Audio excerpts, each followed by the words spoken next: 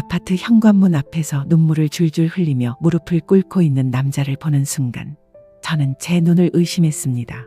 1년 전 이제 자유롭게 살고 싶다며 차갑게 이혼을 요구했던 그 남자가 32년을 함께 살았던 제 남편이 말입니다.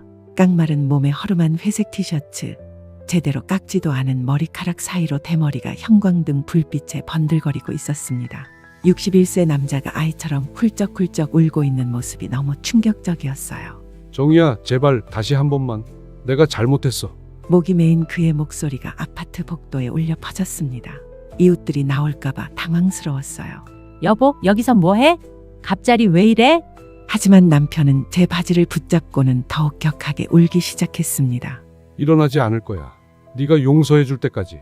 1992년 5월 15일 토요일 오후 2시 서울 강남구 압구정동 성심성당에서 울려 퍼진 결혼행진곡과 함께 제 인생의 새로운 장이 열렸습니다. 26에 저는 순백의 웨딩드레스를 입고 바닥까지 늘어뜨린 3m 베일을 날리며 붉은 카펫 위를 걸었어요. 제단 앞에서 기다리고 있던 29의 남편은 네이비 블루 턱시도를 말끔하게 차려입고 있었습니다. 키 175cm의 단정한 인상, 살짝 구부정한 어깨가 책상에 오래 앉아서 일하는 직장인임을 보여주었지만 그마저도 매력적이었어요. 당시 H건설 토목기술팀 과장이었던 남편은 제가 다니던 종합출판사의 외주업체 직원이었습니다. 건설 관련 기술 서적을 편집하는 일로 우리 회사에 자주 왔죠. 처음 만난 건 1990년 여름이었어요. 그날도 기억납니다. 에어컨이 고장난 편집실에서 땀을 뻘뻘 흘리며 원고를 검토하고 있는데 남편이 시원한 아이스 아메리카노 2잔을 들고 나타났어요. 더우시죠? 커피 한 잔 드세요. 편집하느라 고생 많으십니다. 아, 감사합니다. 정말 더워 죽겠어요. 그렇게 시작된 인연이 2년 후 결혼으로 이어진 거죠. 연애할 때부터 남편은 정말 세심한 사람이었어요. 제가 야근할 때면 늘 든든한 도시락을 싸서 가져다 주었고 감기에 걸리면 약국에서 감기약을 사다 주었죠. 정희야, 내가 평생 책임질게. 우리 행복하게 살자. 네가 고생하는 일은 절대 없을 거야. 신혼집인 잠실 아파트 28평 현관문을 열어주며 했던 그 약속을 저는 지금도 생생하게 기억합니다. 월세 50만 원짜리 아파트였지만 저희에게는 궁전 같았어요. 거실 한가운데 놓인 29인치 브라운관 TV와 이도어 냉장고, 세탁기까지 모든 게 새 것이었거든요. 결혼 후 저는 다니던 출판사를 그만두고 전업주부가 되었습니다. 1990년대 초반에는 맞벌이보다 남편이 돈을 벌고 아내가 살림을 하는 것이 당연하다고 여겨지던 시대였으니까요. 솔직히 저도 그런 삶을 원했고요. 회사 생활보다는 따뜻한 가정을 꾸리는 게 더 매력적으로 느껴졌어요.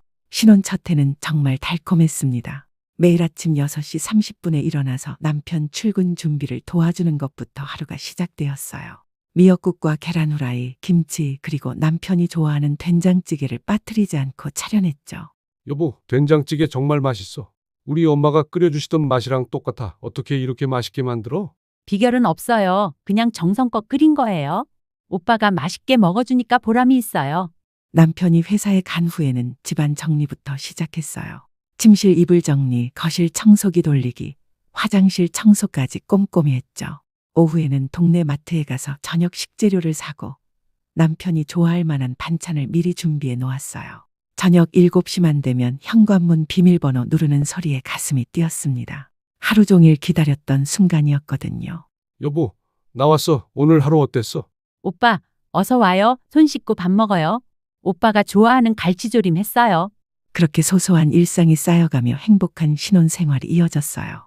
주말에는 용산 전자상가에서 쇼핑을 하거나 한강공원에서 돗자리 깔고 도시락을 먹곤 했죠. 1994년 가을, 첫 아이 수진이가 태어났습니다. 3.2kg의 건강한 딸이었어요. 진통이 12시간이나 계속됐는데 남편은 분만실 앞에서 밤새 기다렸죠. 분만실에서 처음 수진이를 본 순간을 잊을 수 없어요. 작고 빨간 얼굴에 새까만 머리카락, 작은 손가락이 제 손을 꼭 쥐는 느낌이 신기했어요. 정희야, 정말 고생했어. 우리 딸 진짜 예쁘다. 어떻게 이렇게 예쁠 수가 있지? 나 닮아서 이렇게 예쁜 거야? 오빠 닮았으면 못생겼겠지? 다행히 나 닮았네. 그런데 코는 오빠 닮은 것 같아? 그럼 완벽하네. 얼굴은 엄마 닮고 코는 아빠 닮고. 그렇게 농담을 주고받으며 웃던 날들이 그립습니다. 남편은 딸 바보였어요. 퇴근하면 제일 먼저 수진이부터 찾았고 주말에는 온종일 아이와 놀아주었죠. 육아는 생각보다 힘들었지만 즐거웠어요. 새벽 2시, 4시마다 깨서 분유를 타주고 기저귀를 갈아주는 일이 반복되었지만 수진이가 웃을 때마다 모든 피로가 사라졌거든요. 5년 후인 1999년 봄에는 아들 민준이가 태어났습니다. 3.5kg으로 수진이보다 더 큰 아이였어요. 둘째라서 그런지 출산도 훨씬 수월했죠. 으왕. 갓 태어난 민준이의 울음소리가 분만실을 가득 채웠어요. 수진이보다 목소리가 훨씬 컸죠. 아들이다, 정이야. 우리 아들이야. 목소리 좀 봐. 나중에 성악가 할 수 있겠어. 목소리만 큰 게 아니라 몸도 크네. 수진이보다 500g이나 더 나가. 수진이는 처음에 동생이 생긴 게 신기한지 하루 종일 민준이만 쳐다봤어요. 5살이었던 수진이가 민준이 손을 조심스럽게 만지며 하던 말이 기억납니다. 엄마, 동생이 왜 이렇게 작아요? 언제 커져요? 수진이도 처음엔 이만했어. 밥 많이 먹고 잠 많이 자면 수진이처럼 클 거야. 그럼 제가 동생 밥 주는 거 도와줄게요. 남편은 정말 모범적인 가장이었습니다. 매일 저녁 7시면 어김없이 집에 들어왔고 아이들 학부모 상담이나 운동회에도 빠지지 않고 참석했어요. 주말이면 한강공원이나 어린이대 공원으로 가족 나들이를 떠났죠. 특히 아이들 교육에는 정말 열성적이었습니다. 수진이가 7살 때 피아노를 배우고 싶다고 하자 집 근처 음악학원을 모두 둘러보고 가장 좋은 선생님을 찾아서 등록시켰어요. 수진아, 피아노 치는 거 재미있어. 어려우면 언제든지 그만해도 돼. 아니에요. 아빠, 재미있어요. 나중에 아빠, 엄마한테 피아노 쳐드릴게요. 그럼 아빠가 더 열심히 일해서 더 좋은 피아노 사줄게. 민준이가 초등학교에 들어가서 태권도를 하고 싶다고 했을 때도 마찬가지였어요. 집에서 걸어서 10분 거리에 있는 태권도장을 직접 방문해서 관장님과 1시간 넘게 상담했죠. 아빠, 태권도 배우면 저도 강해질 수 있어요?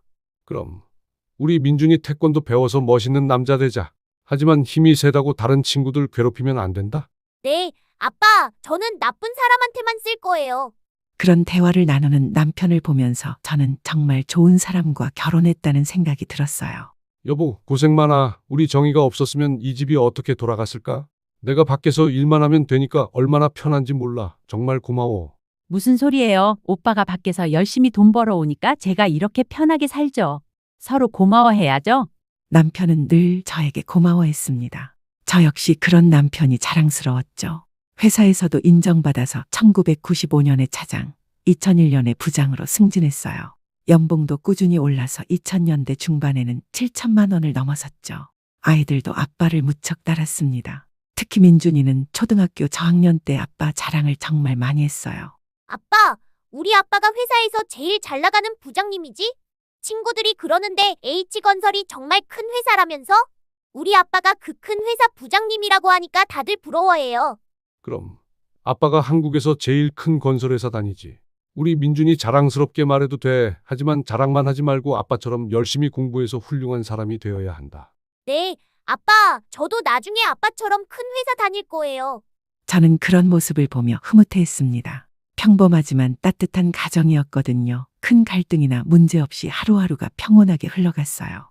2000년대 들어서도 우리 가족은 큰 변화 없이 안정적으로 살았습니다. 수진이는 공부를 정말 잘해서 연세대학교 경영학과에 진학했고 민준이는 아빠 영향을 받아서 건국대학교 건축공학과에 들어갔어요. 남편은 임원 승진을 목표로 더욱 열심히 일했습니다. 때로는 야근이나 출장이 잦아서 힘들어 보였지만 가족을 위해서라며 묵묵히 견뎌냈어요. 여보, 요즘 프로젝트가 좀 바빠서 집에 늦게 들어올 것 같아. 미안해. 괜찮아요. 오빠 건강만 챙기세요. 무리하지 말고. 우리 정이가 이렇게 이해해 주니까 내가 든든하지. 조금만 더 힘내면 임원 될 수 있을 것 같아. 그런 대화를 나누며 서로를 격려했어요.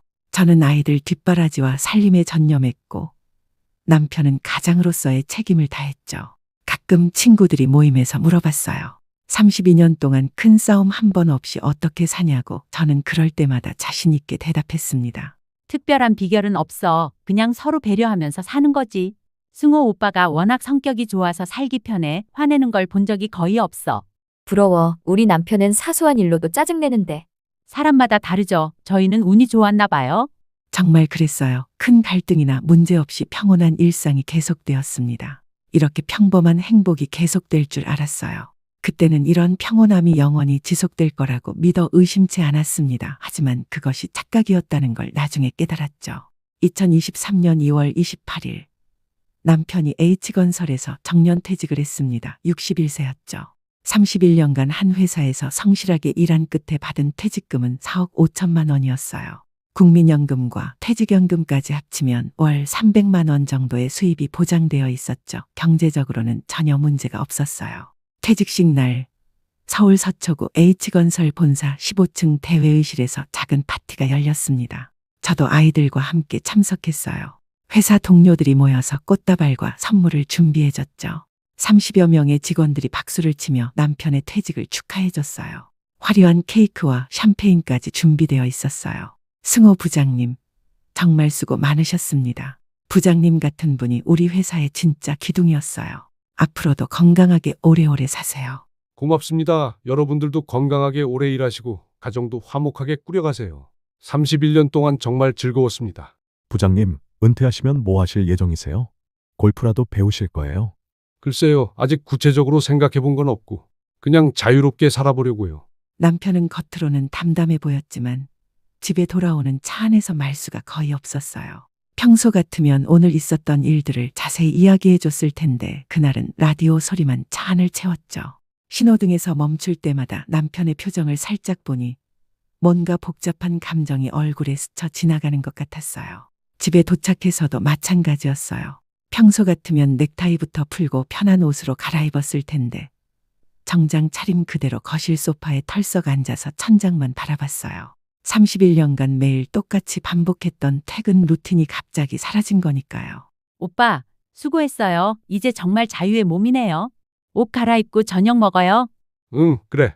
짧은 대답이었지만 뭔가 복잡한 감정이 섞여 있다는 걸 느꼈어요. 아마 31년간의 직장 생활이 끝났다는 사실이 실감나지 않았을 거예요. 매일 아침 7시 30분에 집을 나가던 루틴이 갑자기 사라진 거니까요. 아이들은 이미 다 성장해서 독립한 상태였습니다. 수진이는 강남의 IT 기업에서 대리로 일하며 서초동 원룸에서 혼자 살고 있었고, 민준이는 작년에 군대를 전역하고 취업을 준비하며 홍대 근처 자취방에서 지내고 있었죠. 집에는 이제 저와 남편 둘만 남게 된 거예요. 오빠, 이제 정말 우리만의 시간이네. 하고 싶었던 일들 다 해봐. 등산도 다니고 여행도 가고. 그래. 이제 정말 자유롭게 살 수 있겠어. 하고 싶었던 일들 다 해봐야지. 퇴직 첫날 저녁, 남편이 소주잔을 기울이며 말했습니다. 저는 그게 긍정적인 의미인 줄 알았어요. 등산도 다니고 독서도 하고 미뤄왔던 여행도 가자는 뜻으로 받아들였죠. 하지만 남편의 표정에는 뭔가 그림자가 드리워져 있었어요. 첫 주는 그럭저럭 괜찮았어요. 남편은 오랜만에 늦잠도 자고 평소 못 봤던 오전 TV 프로그램도 시청했죠. 점심에는 제가 차려준 집밥을 여유롭게 드시면서 이런 게 진짜 행복이지라고 말하기도 했어요. 하지만 며칠 지나면서부터 뭔가 이상하다는 걸 느꼈습니다. 남편은 점점 말수가 줄어들었어요. 하루 종일 집에 있으면서도 저와 대화를 피했습니다. 아침에 일어나서 신문을 보는 시간이 예전보다 2배로 길어졌어요. 보통 30분이면 다 읽던 신문을 1시간 넘게 들여다보곤 했죠. 그것도 한 면을 몇 번씩 반복해서 읽는 것 같았어요. TV도 별로 보지 않던 사람이 종일 리모컨을 붙들고 있었어요. 채널을 이리저리 돌리면서도 집중하지 못하는 모습이었죠. 오빠, 커피 한 잔 할까? 새로 산 원두가 맛있다던데. 응? 오늘 날씨 좋으니까 한강공원 산책이라도 갈까? 벚꽃도 피기 시작했던데. 글쎄, 아니면 영화라도 볼까? 요즘 재미있는 영화 많이 한다던데. 나중에. 제가 말을 걸면 응, 그래, 글쎄, 나중에 같은 대답만 했습니다. 예전 같으면 좋지, 가자 그래, 그 영화 나도 보고 싶어서라고 적극적으로 반응했을 텐데 말이에요. 점점 대화 자체를 부담스러워하는 것 같았어요. 특히 밤에 잠자리에서 이상한 행동을 보였어요. 예전에는 10시 30분이면 어김없이 잠자리에 들고 금세 잠들었는데 은퇴 후에는 새벽 1시, 2시까지 뒤척이며 잠을 이루지 못했어요. 옆에서 보니 계속 한숨을 쉬고 있었어요. 오빠, 잠이 안 와? 뭔가 걱정되는 일이라도 있어? 아니야, 그냥 좀 답답해서 그래. 뭐가 답답해? 혹시 건강 때문에 걱정되는 거야? 건강은 괜찮고 그냥 이렇게 하루 종일 집에만 있으니까 답답하더라. 답답하다는 말을 자주 했습니다. 무엇이 답답한지는 구체적으로 말하지 않았지만요. 그리고 자꾸 자유롭게 살고 싶다는 말을 반복했어요. 31년 동안 회사에 매여 살았더니 이제 정말 자유롭게 살고 싶어. 처음에는 취미 생활을 하고 싶다는 뜻인 줄 알았어요. 그래서 등산 모임이나 노인대학 수강을 권해봤죠. 오빠, 동네에 등산 모임 있다던데 한번 나가볼까? 비슷한 나이대 분들이 많이 참여한다던데. 아니야, 그런 거 말고. 그럼 구청에서 하는 실버 대학도 좋고 컴퓨터 강의도 있고 영어 회화도 있어? 그런 거 말고 진짜 자유로운 거 말이야. 진짜 자유로운 게 뭐야? 여행 같은 거? 아니야, 그냥 아무 구속 없이 사는 거지. 저는 여전히 그 의미를 제대로 이해하지 못했습니다. 하지만 뭔가 불길한 예감이 들기 시작했어요. 32년을 함께 산 사람의 직감이었을까요?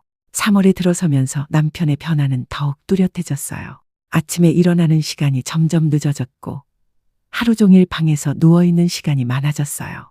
평소 규칙적이고 부지런했던 사람이 완전히 달라진 거죠. 식사 시간도 불규칙해졌어요. 예전에는 정확히 7시, 12시, 7시에 식사를 했는데 이제는 배고프지 않다며 건너뛰는 일이 잦아졌어요. 오빠, 점심 차렸어요. 오빠가 좋아하는 김치찌개랑 생선구이 했어요. 아직 배고프지 않아. 나중에 먹을게. 그럼 언제 먹을 거예요? 차가우면 맛없어지는데? 괜찮아. 전자레인지에 데우면 되지. 이런 일이 반복되다 보니 저도 점점 지쳐갔어요. 32년 동안 남편 뒷바라지를 해왔는데 갑자기 리듬이 깨지니까 어떻게 해야 할지 모르겠더라고요. 그럴 때마다 남편의 표정을 유심히 살펴봤습니다. 예전에 따뜻했던 눈빛이 점점 차가워지고 있었어요. 마치 저를 보는 게 아니라 멀리 있는 무언가를 바라보는 것 같았죠. 가끔은 제가 말을 해도 대답을 안 하고 멍하니 창밖만 바라보기도 했어요. 4월 어느 날 남편이 갑자기 혼잣말을 했어요. 이렇게 사는 게 맞나 싶어. 뭐라고요? 아니야, 그냥 혼잣말이야.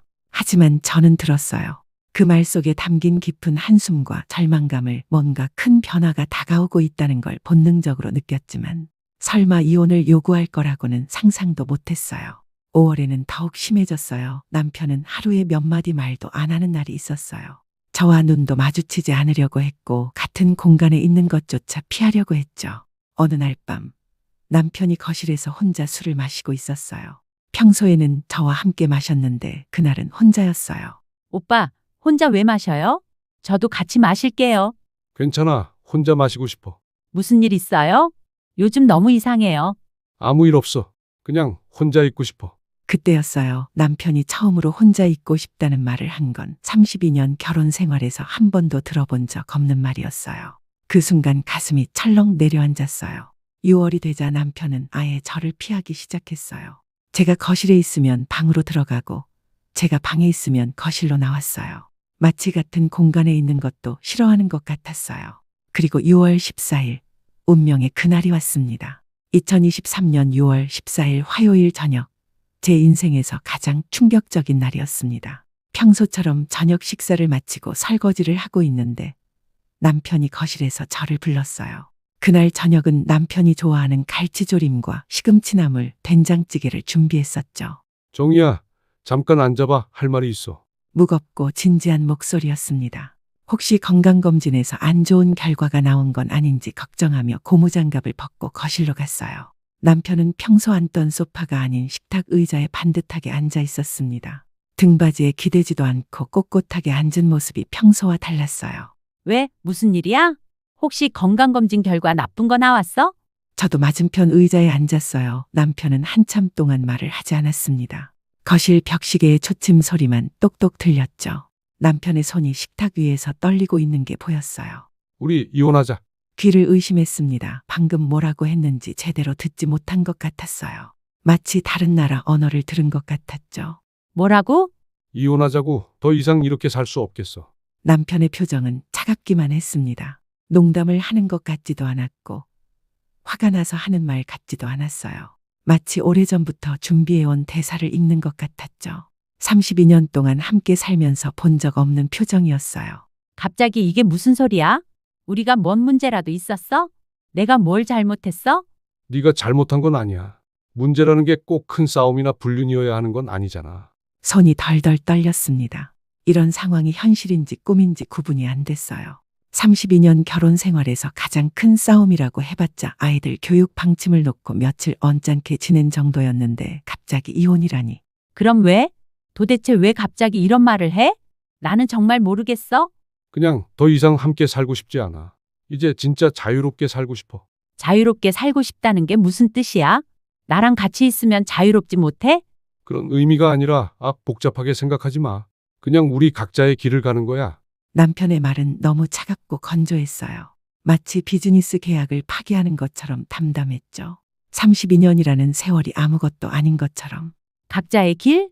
오빠, 우리 32년을 같이 살았는데 갑자기 각자의 길이 뭐야? 그러니까 32년이면 충분하지 않아? 이제 남은 인생은 각자 살고 싶어. 충분하다고? 우리가 물건이야? 32년 썼으니까 이제 버린다는 거야? 그런 뜻이 아니야. 너도 네 인생을 살고 나도 내 인생을 살자는 거지. 그날 밤 잠을 한숨도 이루지 못했습니다.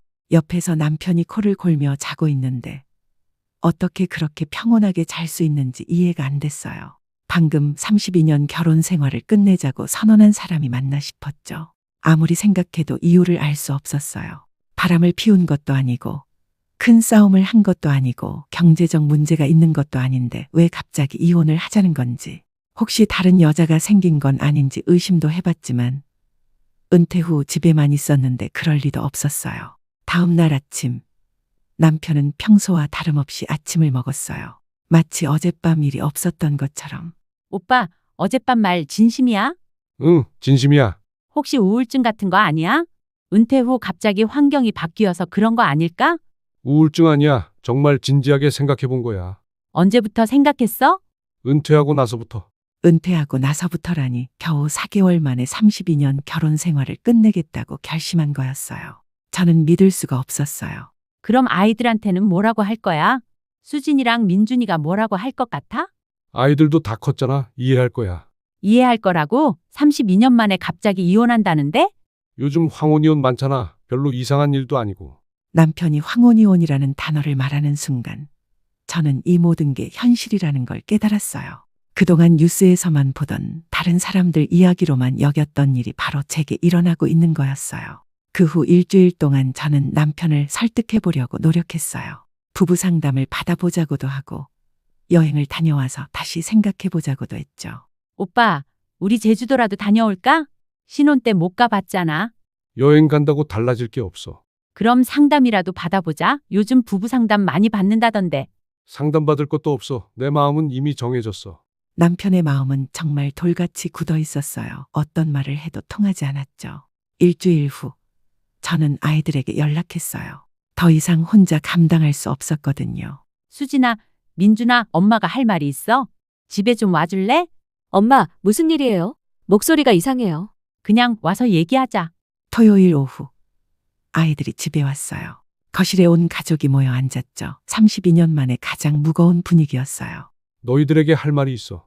엄마 아빠가 이혼하기로 했어. 네, 뭐라고요? 아빠, 무슨 소리예요? 아이들의 반응은 제가 예상했던 그대로였어요. 믿을 수 없다는 표정이었죠.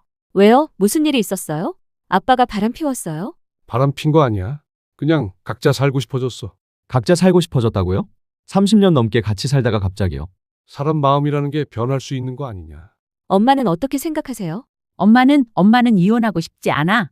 하지만 아빠가 원한다면 말을 끝까지 하지 못했어요. 목이 메어서 더 이상 말이 나오지 않았거든요. 아빠, 이거 진짜예요? 정말로 이혼할 거예요? 응, 이미 마음 정했어. 아빠가 정말 미쳤나 봐. 엄마가 뭘 잘못했다고 이래요? 엄마가 잘못한 건 아니야. 그냥 내 선택이야. 그날 밤 아이들은 밤늦게까지 남편을 설득했어요. 하지만 남편의 마음은 바뀌지 않았죠. 일주일 후 남편은 변호사 사무실 연락처를 적은 메모지를 저에게 건넸어요. 여기 연락해서 이혼 절차 진행하자. 정말 끝까지 갈 거야? 응, 더 이상 미룰 이유가 없어. 그 순간 저는 깨달았어요. 이제 정말 끝이구나. 32년이라는 긴 세월이 한 장의 메모지로 끝나는구나. 2023년 8월 15일 화요일 결국 이혼이 성사되었습니다. 가정법원에서 이혼 조정이 끝나고 나왔을 때의 기분을 뭐라고 표현해야 할지 모르겠어요. 후련함도 아니고 슬픔도 아닌 그냥 텅 빈 느낌이었어요.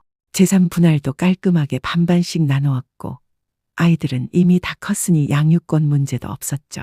남편은 강남구의 작은 원룸으로 이사를 갔고 저는 32년을 살던 송파구 아파트에 혼자 남게 되었습니다. 34평이었던 집이 갑자기 너무 커 보였어요. 남편이 이사 가는 날 저는 일부러 밖에 나가 있었어요. 그 모습을 보고 있을 자신이 없었거든요. 저녁에 집에 돌아왔을 때 남편의 흔적이 모두 사라져 있었어요. 옷장 절반이 텅 비어 있고 서재의 책들도 반쯤 없어져 있었죠.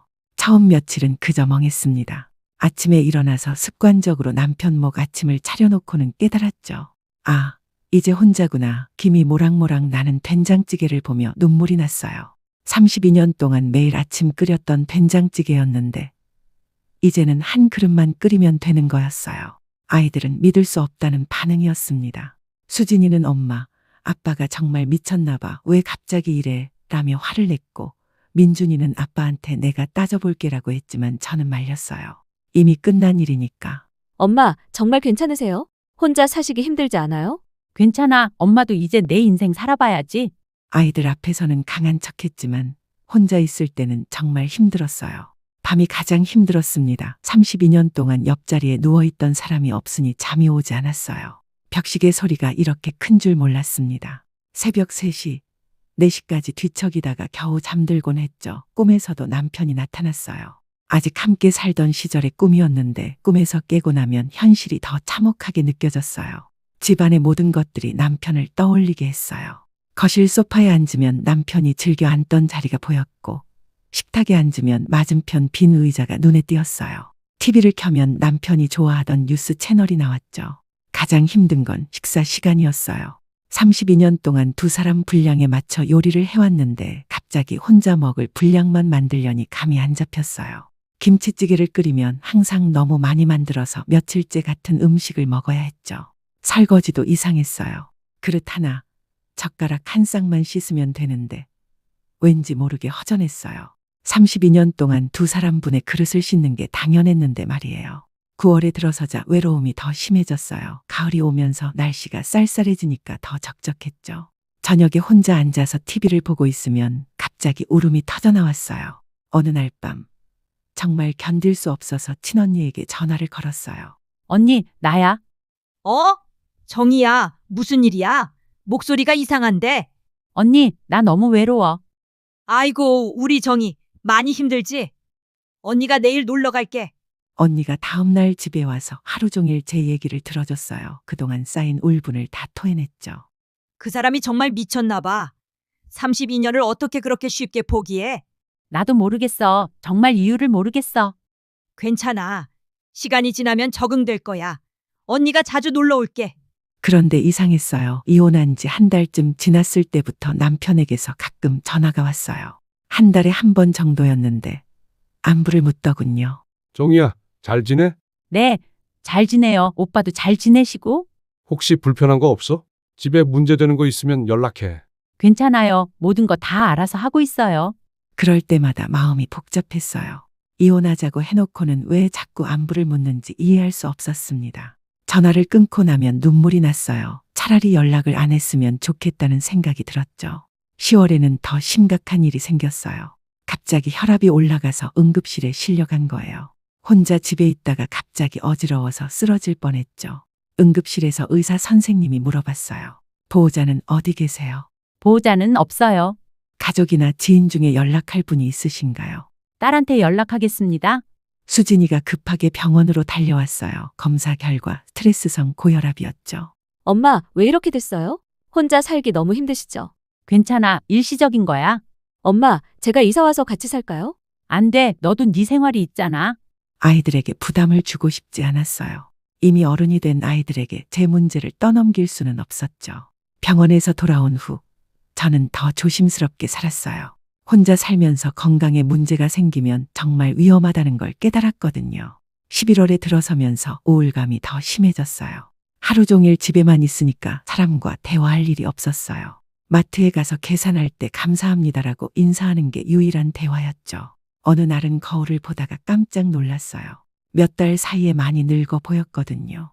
머리도 희끗희끗해졌고 얼굴에도 주름이 더 깊어진 것 같았어요. 그런데 신기한 건 남편 전화였어요. 10월부터는 좀 더 자주 걸려왔어요. 일주일에 한 번 정도였는데 목소리가 점점 힘이 없어지는 것 같았어요. 정희야, 뭐 해? 그냥 집에 있죠. 오빠는 뭐 해요? 나도 그냥 있어.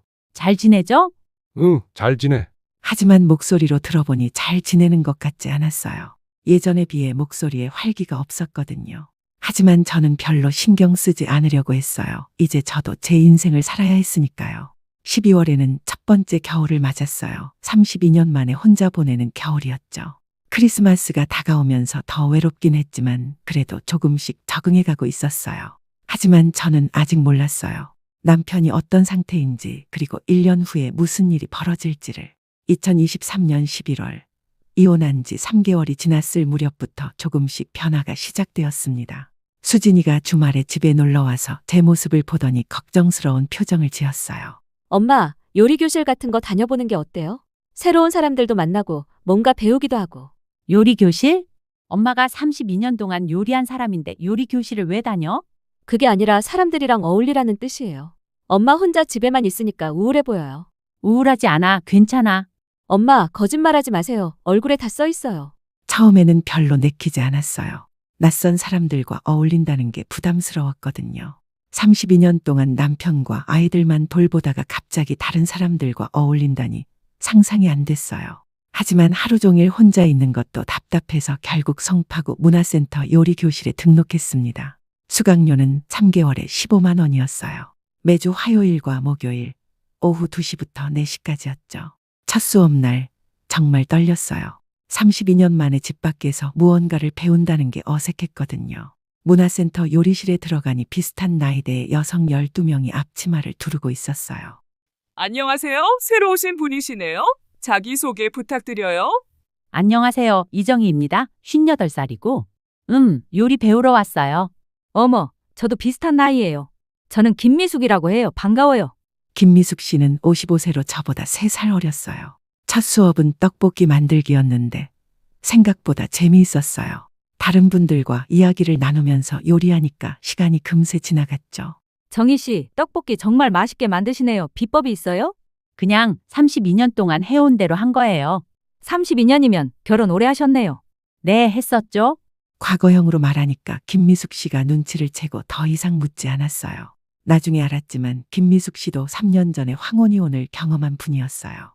수업이 끝나고 김미숙 씨가 커피를 마시자고 제안했어요. 정희 씨, 시간 되시면 커피 한잔 할까요? 근처에 괜찮은 카페 있거든요. 아, 네, 좋아요. 문화센터 근처 카페에서 아메리카노를 마시며 이야기를 나눴어요. 김미숙 씨는 정말 밝고 긍정적인 분이었어요. 정희 씨도 혹시 이혼하신 거예요? 네, 올해 8월에. 아, 그럼 아직 얼마 안 됐네요. 많이 힘드시죠? 네, 아직은 적응이 안 돼요. 저도 처음에는 정말 힘들었어요. 하지만 시간이 지나면 적응돼요. 그리고 생각보다 혼자 사는 것도 나쁘지 않아요. 김미숙 씨는 52세에 이혼하고 3년째 혼자 살고 있다고 했어요. 남편이 젊은 여자와 바람을 피워서 이혼했다고 하더군요. 처음에는 배신감과 분노로 잠도 못 잤어요. 하지만 지금 생각해보니 오히려 잘된 일 같아요. 그런 사람이랑 계속 살았으면 더 고생했을 거예요. 저는 바람을 피운 것도 아니고 그냥 자유롭게 살고 싶다고 하더라고요. 그것도 참 이기적이네요. 32년이나 같이 살았으면 정도 있을 텐데. 김미숙 씨와 이야기를 나누니까 마음이 조금 편해졌어요. 나만 이런 일을 겪는 게 아니구나 싶었죠. 두 번째 수업부터는 다른 분들과도 친해졌어요. 박영순 씨는 63세로 남편과 사별한 분이었고 이영자 씨는 60세로 아직 결혼 생활을 하고 있지만 남편이 치매 초기 증상이 있어서 힘들어하고 있었어요. 정희 씨, 혼자 살면서 가장 힘든 게 뭐예요? 밤에 잠잘 때요. 그리고 아플 때. 각자의 사연을 들어보니 모두들 나름의 어려움이 있다는 걸 알았어요. 저만 힘든 게 아니었죠. 12월에 들어서면서 요리 교실 사람들과 더욱 가까워졌어요. 수업이 끝나면 항상 함께 커피를 마시고 때로는 점심도 같이 먹었죠. 정희 씨, 요즘 표정이 많이 밝아졌어요. 그래요? 저는 잘 모르겠는데. 처음 왔을 때랑 완전 달라요. 그때는 정말 우울해 보였거든요. 맞아요. 지금은 말도 많이 하시고 웃음도 많아졌어요.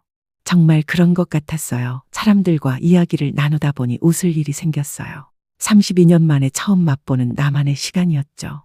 어느 날 수업에서 파스타를 만들었는데 제가 만든 파스타를 다들 맛있다고 해줬어요. 정희 씨, 파스타 정말 맛있네요. 어떻게 이렇게 맛있게 만드셨어요? 그냥 집에서 연습해봤어요. 정희 씨는 정말 요리 천재 같아요. 뭘 만들어도 맛있어요. 칭찬을 받으니까 기분이 좋았어요. 32년 동안 가족들에게만 요리해주다가 다른 사람들에게 인정받으니까 뿌듯했죠. 12월 말 요리 교실 수강생들끼리 송년회를 했어요. 근처 식당에서 저녁을 먹으면서 한 해를 정리했죠. 정희 씨, 내년에도 계속 나오시죠? 네, 물론이죠. 이제 여기가 제 유일한 낙이에요. 우리 등산도 한번 가봐요. 북한산 코스 쉬운 대로. 등산이요? 저는 등산 한 번도 안 해봤는데. 괜찮아요. 우리도 다 초보예요. 천천히 가면 돼요. 등산이라니 32년 동안 한 번도 생각해 본 적 없는 일이었어요. 남편이 등산을 싫어해서 가족 등산도 한 번 간 적이 없었거든요. 그런데 이상했어요. 남편의 전화가 더 잦아졌어요. 12월부터는 일주일에 한 번씩 걸려왔어요. 정희야, 뭐 해? 요리 교실 다녀왔어요. 요리 교실? 갑자기 왜? 새로운 사람들도 만나고 뭔가 배우고 싶어서요. 그래, 좋네. 목소리가 점점 힘이 없어지는 것 같았어요. 예전에 비해 말수도 줄었고 대화도 금세 끝났죠. 하지만 저는 별로 신경 쓰지 않았습니다. 이제 저도 제 인생을 살아야 했으니까요. 2024년 1월 새해가 밝았어요. 새해 첫날 김미숙 씨에게서 문자가 왔어요. 정희 씨, 새해 복 많이 받으세요. 올해는 더 행복한 해가 되길 바래요. 새해 인사를 받으니까 기분이 좋았어요. 32년 만에 남편 가족이 아닌 사람에게서 받는 새해 인사였거든요. 1월부터는 등산 모임에도 나가기 시작했어요. 매주 토요일 아침 8시에 만나서 북한산이나 도봉산 같은 가까운 산에 갔죠. 정희 씨, 등산 어때요? 힘들어요? 생각보다 재미있어요. 공기도 좋고. 운동도 되고 스트레스도 풀리고 일석이조죠. 정말 그랬어요. 산을 오르면서 땀을 흘리니까 스트레스가 풀렸어요. 그리고 정상에 올라가서 내려다보는 풍경이 정말 아름다웠죠. 2월에는 더 큰 변화가 있었어요. 민준이가 놀러와서 한 말이었죠. 엄마 요즘 표정이 많이 밝아졌네요. 그래? 네, 이혼하고 나서 처음으로 웃는 모습 보는 것 같아요. 정말 그런 것 같았어요. 처음에는 버거웠던 혼자만의 시간이 이제는 소중하게 느껴졌어요. 아무한테도 눈치 보지 않고 제가 하고 싶은 일을 할 수 있었거든요. 2024년 3월, 이혼한 지 8개월이 지났을 때였습니다. 저는 완전히 새로운 사람이 된 것 같았어요. 혼자서도 모든 일을 척척 해냈습니다. 처음에는 두려웠던 일들이 이제는 당연하게 느껴졌죠. 전등이 나갔을 때도 직접 전구를 갈았어요. 32년 동안 남편이 해주던 일이었는데 유튜브를 보면서 배워서 해냈죠. 변기가 막혔을 때도 뚫어뻥을 사서 직접 뚫었어요. 어라, 생각보다 쉽네. 혼잣말로 중얼거리면서 성취감을 느꼈어요. 이런 작은 일들을 스스로 해내는 게 이렇게 뿌듯할 줄 몰랐어요. 은행 업무도 이제는 혼자서 다 처리했어요. 32년 동안 남편이 모든 금융 업무를 담당했었는데 이제는 인터넷 뱅킹부터 적금 가입까지 제가 직접 했죠. 어머님, 혼자서 이런 업무 처리하시기 어렵지 않으세요? 처음에는 어려웠는데 이제 익숙해졌어요. 대단하세요. 요즘 혼자 사시는 분들이 많이 늘어나고 있긴 하지만 적응하기 쉽지 않거든요. 세무 신고도 처음으로 혼자 해봤어요. 종합소득세 신고 기간에 국세청 홈택스에 접속해서 하나하나 따라하면서 신고를 마쳤죠. 이것도 해낼 수 있구나. 작은 성취 하나하나가 자신감을 불어넣어줬어요.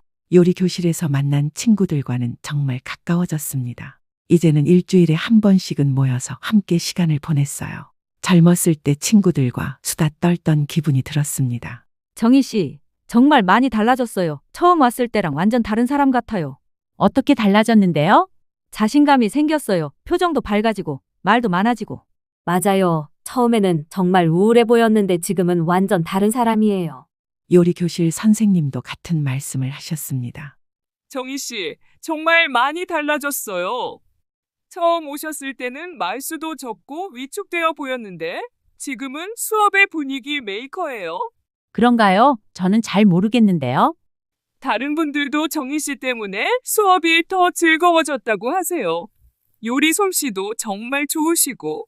저도 그걸 느꼈어요. 거울을 보니 표정이 확실히 밝아져 있었습니다. 머리도 새로 파마를 했고 옷차림도 예전보다 신경 쓰게 됐어요. 가장 큰 변화는 마음의 여유였습니다. 누구를 위해 밥을 해야 한다는 부담이 없으니 제가 먹고 싶은 것만 만들어 먹었어요. 아침에 늦게 일어나도 누가 뭐라고 하지 않았고 밤늦게까지 드라마를 봐도 눈치 보지 않아도 됐죠. 이런 게 자유구나? 혼잣말로 중얼거렸습니다. 남편이 그렇게 원했던 자유가 이런 건가 싶었어요. 4월에는 새로운 도전을 해봤어요. 컴퓨터 강의를 수강하기 시작한 거예요. 구청에서 하는 실버 컴퓨터 교실이었죠. 어머님, 컴퓨터 처음 배우시는 거죠? 네, 완전 초보예요. 키보드도 제대로 못 쳐요. 천천히 하시면 돼요. 요즘 60대 분들도 다들 잘하세요. 처음에는 정말 어려웠어요. 마우스 잡는 것부터 헷갈렸거든요. 하지만 포기하지 않고 계속 연습했죠. 2주 만에 한글 타자를 칠 수 있게 됐고, 한 달 후에는 인터넷 검색도 할 수 있게 됐어요. 와, 정말 신기하네. 인터넷으로 요리 레시피를 찾아보는 재미에 빠졌어요. 유튜브에서 요리 동영상을 보면서 새로운 요리를 배우기도 했죠. 5월에는 더 큰 변화가 있었어요. 등산 모임에서 설악산 1박 2일 여행을 가자고 제안한 거예요. 정희 씨, 우리 설악산 여행 어때요? 1박 2일로. 여행이요? 저는 혼자 여행 한 번도 안 해봤는데요. 우리 같이 가는 거니까 혼자 가는 거 아니에요. 어때요? 글쎄요, 좀 무섭기도 하고. 뭐가 무서워요? 우리가 다 같이 가는데 정말 재미있을 거예요. 고민 끝에 여행에 참여하기로 했어요. 32년 만에 처음 떠나는 여행이었죠. 남편 없이 떠나는 첫 여행이었어요. 설악산 여행은 정말 즐거웠어요. 케이블카를 타고 올라가서 광금성을 구경하고 신흥사도 둘러봤죠. 저녁에는 숙소에서 친구들과 밤늦게 수다를 떨었어요. 정희 씨, 여행 어때요? 재미있죠? 네, 정말 재미있어요. 이런 기분 처음이에요. 앞으로 우리 여행 자주 다녀요. 제주도도 가고 부산도 가고. 그래요, 가보고 싶은 곳이 많아요. 여행에서 돌아온 후 저는 더욱 자신감이 생겼어요. 혼자서도 뭐든 할 수 있다는 생각이 들었죠. 6월에는 운전면허를 새로 땄어요. 32년 전에 딴 면허가 있었지만 결혼 후에는 한 번도 운전을 안 해서 사실상 무면허나 다름없었어요. 어머님, 운전 오래 안 하셨죠? 네, 30년 넘게 안 했어요. 처음부터 다시 배운다고 생각하세요. 요즘 차는 예전보다 훨씬 안전해요. 한 달간 연수를 받고 도로주행 시험도 통과했어요. 그리고 중고차를 한 대 샀죠. 소형차였지만 제 차가 생겼다는 게 정말 기뻤어요. 이제 정말 자유롭네. 차가 생기니까 행동 반경이 넓어졌어요. 멀리 있는 마트에도 가고 친구들과 드라이브도 했죠. 그런데 이상했습니다. 남편의 전화가 더 잦아졌어요. 이제는 일주일에 2~3번씩 걸려왔어요. 정희야, 뭐해? 친구들이랑 등산 다녀왔어요. 등산, 너가 등산을? 네, 요즘 취미예요. 건강에도 좋고. 그래, 몸 조심해.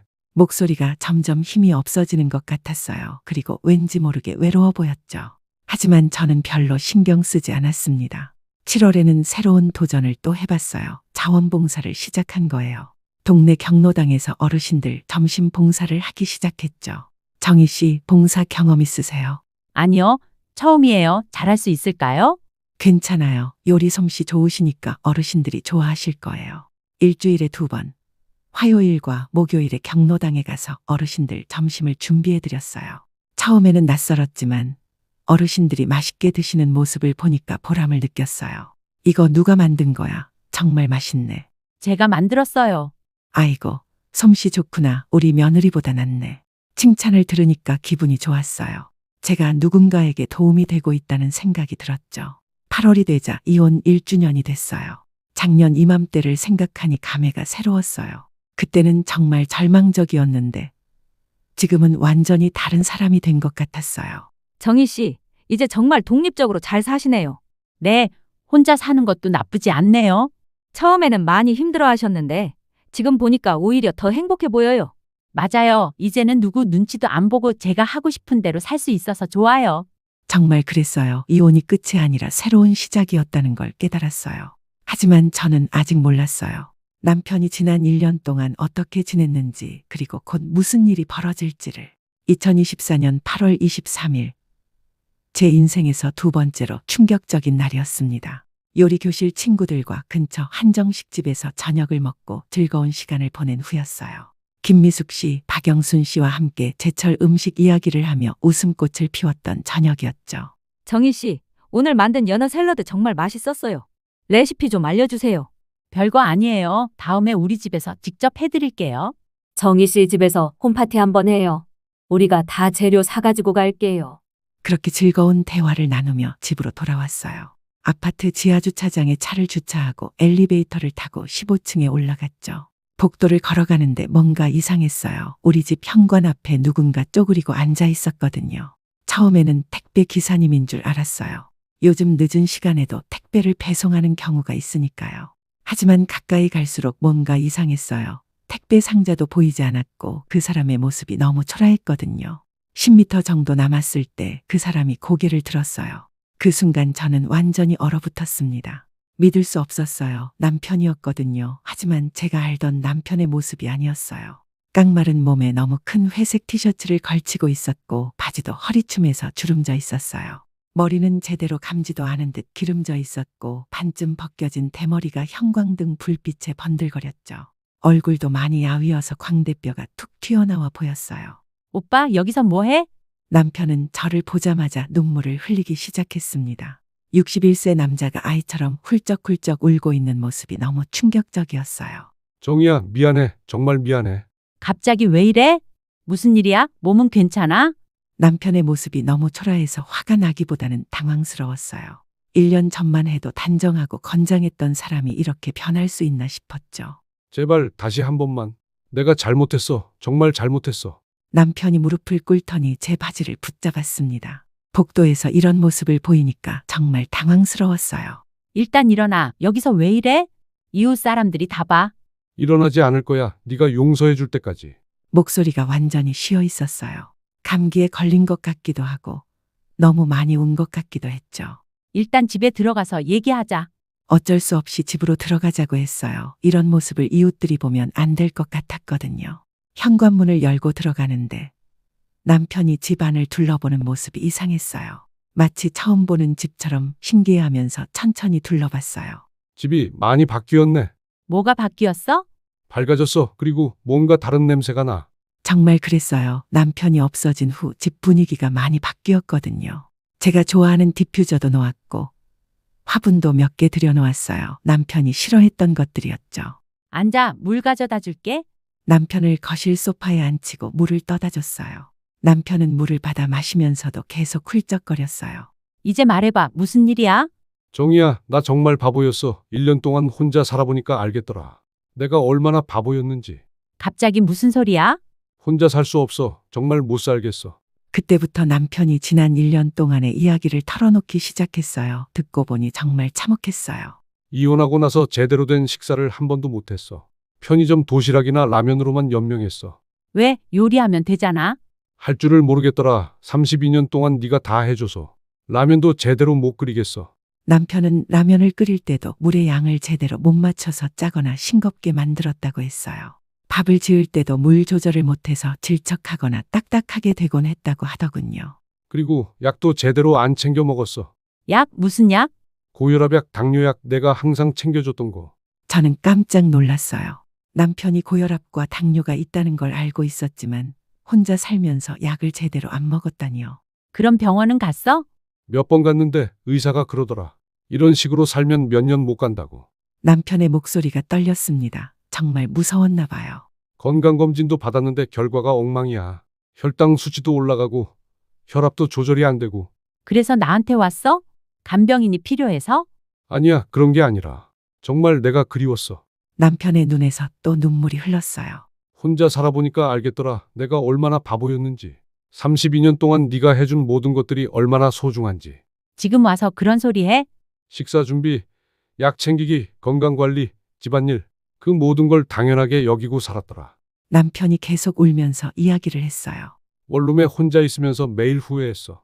왜 그런 선택을 했는지, 자유가 뭐가 좋은지. 자유롭게 살고 싶다며? 자유가 뭔지도 모르고 그런 소리 했어. 진짜 자유는 네가 있을 때였어. 그제야 모든 게 이해됐습니다. 남편이 말하던 자유는 실제로는 제가 해주던 모든 돌봄에서 벗어나는 것이었는데 막상 그런 생활을 해보니 생존 자체가 어려웠던 거예요. 빨래도 제대로 못해. 세탁기 돌리는 건 알겠는데 어떤 세제를 얼마나 넣어야 하는지 모르겠어. 그런 것도 몰라? 32년 동안 한 번도 안 해봤으니까. 그리고 청소도 어떻게 하는지 모르겠어. 집이 점점 더러워져도 어디서부터 시작해야 할지. 남편의 이야기를 들으니까 정말 답답했어요. 어떻게 성인 남자가 그런 기본적인 것도 못할 수 있나 싶었죠. 그리고 너무 외로워. 하루 종일 말할 사람이 없어. 친구들은 안 만나? 회사 동료들은 다들 바쁘고 만나도 뭔가 어색해. 이혼했다고 하니까 다들 피하는 것 같아. 남편은 계속 울면서 지난 1년이 얼마나 힘들었는지 이야기했어요. 밤에 잠도 제대로 못 자고 우울증 증상도 있었다고 했죠. 정희야, 정말 미안해. 내가 얼마나 이기적이었는지 이제야 알겠어. 지금 와서 미안하다고 하면 뭘 어떻게 하자는 거야? 다시 시작하자. 이번에는 정말 잘할게. 집안일도 배우고, 요리도 배우고. 하지만 그때 저는 더 이상 예전의 정의가 아니었습니다. 1년 동안 혼자 살면서 완전히 달라진 사람이었어요. 오빠, 나는 이제 달라졌어. 예전에 내가 아니야. 알아, 그래도 다시 시작할 수 있지 않을까? 1년 전에 오빠가 원했던 자유. 나도 이제 맛봤어. 그리고 나쁘지 않더라. 남편의 표정이 절망적으로 바뀌었어요. 자신이 저지른 일의 결과를 이제야 깨닫고 있는 것 같았죠. 그날 밤, 저는 남편을 거실 소파에서 재워줬습니다. 같은 방에서 잘 수는 없었거든요. 하지만 그렇게 초라한 모습으로 내보낼 수도 없었어요. 다음 날 아침, 남편은 거의 2시간 동안 울면서 용서를 빌었습니다. 아침 식사를 준비하면서 본 남편의 모습은 정말 처참했어요. 어젯밤보다 더 야윈 것 같았고 눈도 퉁퉁 부어 있었죠. 정희야, 이혼을 요구했던 거 정말 후회해. 매일매일 후회하고 있어. 후회한다고 해서 달라지는 건 없어요. 다시 예전처럼 살고 싶어. 이번에는 정말 잘하겠어. 예전처럼이 뭐예요? 내가 일방적으로 모든 걸 해주던 그때로 돌아가자는 거예요. 아니야, 이제는 내가 집안일도 도와주고, 요리도 배우고. 남편의 말을 들으면서 저는 복잡했습니다. 32년을 함께 산 사람이니까 미워할 수만은 없었어요. 그리고 그렇게 초라해진 모습을 보니 측은한 마음도 들었죠. 하지만 동시에 화도 났습니다. 오빠는 참 이기적이에요. 자기 마음대로 이혼을 요구해놓고 혼자 살기 힘들어지니까 다시 돌아오겠다는 게 말이 돼요? 미안해, 정말 잘못 생각했어. 1년 동안 나는 어떻게 살았는지 알아요? 처음에는 정말 힘들었어요. 혼자 남겨져서 우울증까지 걸릴 뻔했다고요. 그래서 더 미안해. 네가 얼마나 힘들었을지. 그런데 이제는 달라졌어요. 혼자 사는 것도 나쁘지 않다는 걸 깨달았어요. 정말 그랬어요. 1년 전만 해도 남편 없는 삶은 상상조차 할 수 없었는데 이제는 혼자만의 시간이 소중했어요. 나는 이제 내 인생을 살고 있어요. 하고 싶은 일도 하고 만나고 싶은 사람들도 만나고. 알아, 내가 많이 달라진 거 알아. 그래도 뭐요? 오빠 편의를 위해서 다시 돌아가자는 거예요. 남편은 할 말이 없었는지 그냥 고개를 숙였어요. 그날 오후 수진이와 민준이에게 연락했습니다. 아이들이 이 상황을 어떻게 생각하는지 궁금했거든요. 수진아, 민준아, 아빠가 어젯밤에 우리 집에 와서 다시 합치자고 그러는데. 진짜요? 아빠가 정말 그랬어요? 아빠 상태는 어때요? 괜찮아요? 상태가 좀 안 좋더라. 많이 야위었고 건강도 나쁜 것 같아. 아이들은 복잡한 반응을 보였어요. 아빠를 걱정하면서도 엄마 편을 들어주려고 했죠. 엄마, 어떻게 하실 거예요? 모르겠어. 정말 모르겠어. 그래도 아빠잖아요. 그렇게 힘든 상황이면. 민준아, 그게 무슨 소리야? 아빠가 먼저 이혼하자고 했으면서. 그래도 아빠가 정말 후회하고 있다면. 아이들도 의견이 갈렸어요. 수진이는 제 편을 들어줬고 민준이는 아빠를 걱정했죠. 일주일 후 저는 결정을 내렸습니다. 하지만 예전과는 완전히 다른 조건이었어요.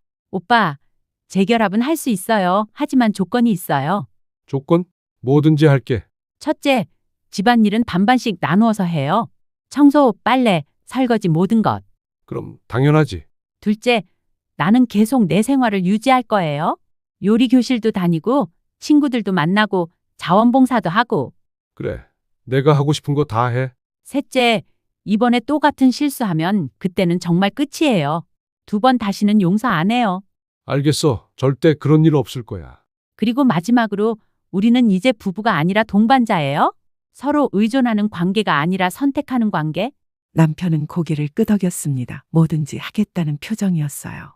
그렇게 다시 함께 살기 시작했어요. 하지만 정말 많은 것이 달라졌습니다. 우선 남편은 약속을 지켰어요. 집안일을 정말 반반씩 나누어서 했어요. 처음에는 서툴렀지만 점점 익숙해졌죠. 정희야, 세탁기 이 버튼 누르는 거 맞지? 네, 맞아요. 그리고 세제는 저기 계량컵으로 한 스푼만. 알겠어. 다음부터는 혼자서도 할 수 있을 것 같아. 요리도 함께 배웠어요. 처음에는 라면 끓이는 것부터 시작해서 점점 복잡한 요리까지 함께 만들었죠. 이렇게 하는 거야? 생각보다 어렵네. 처음에는 다 어려워요. 천천히 하면 돼요. 32년 동안 내가 이런 걸 다 혼자 했구나. 정말 고마웠는데. 남편은 진심으로 고마워했어요. 예전에는 당연하게 여겼던 것들을 이제는 소중하게 생각하게 된 거죠. 하지만 가장 큰 변화는 관계였어요. 예전처럼 제가 일방적으로 모든 걸 해주는 관계가 아니라 서로 배려하는 동반자 관계가 됐어요. 저는 계속 제 생활을 유지했어요. 요리 교실도 다니고 친구들과의 모임도 계속했죠. 남편은 그런 제 모습을 적극 지지해줬어요.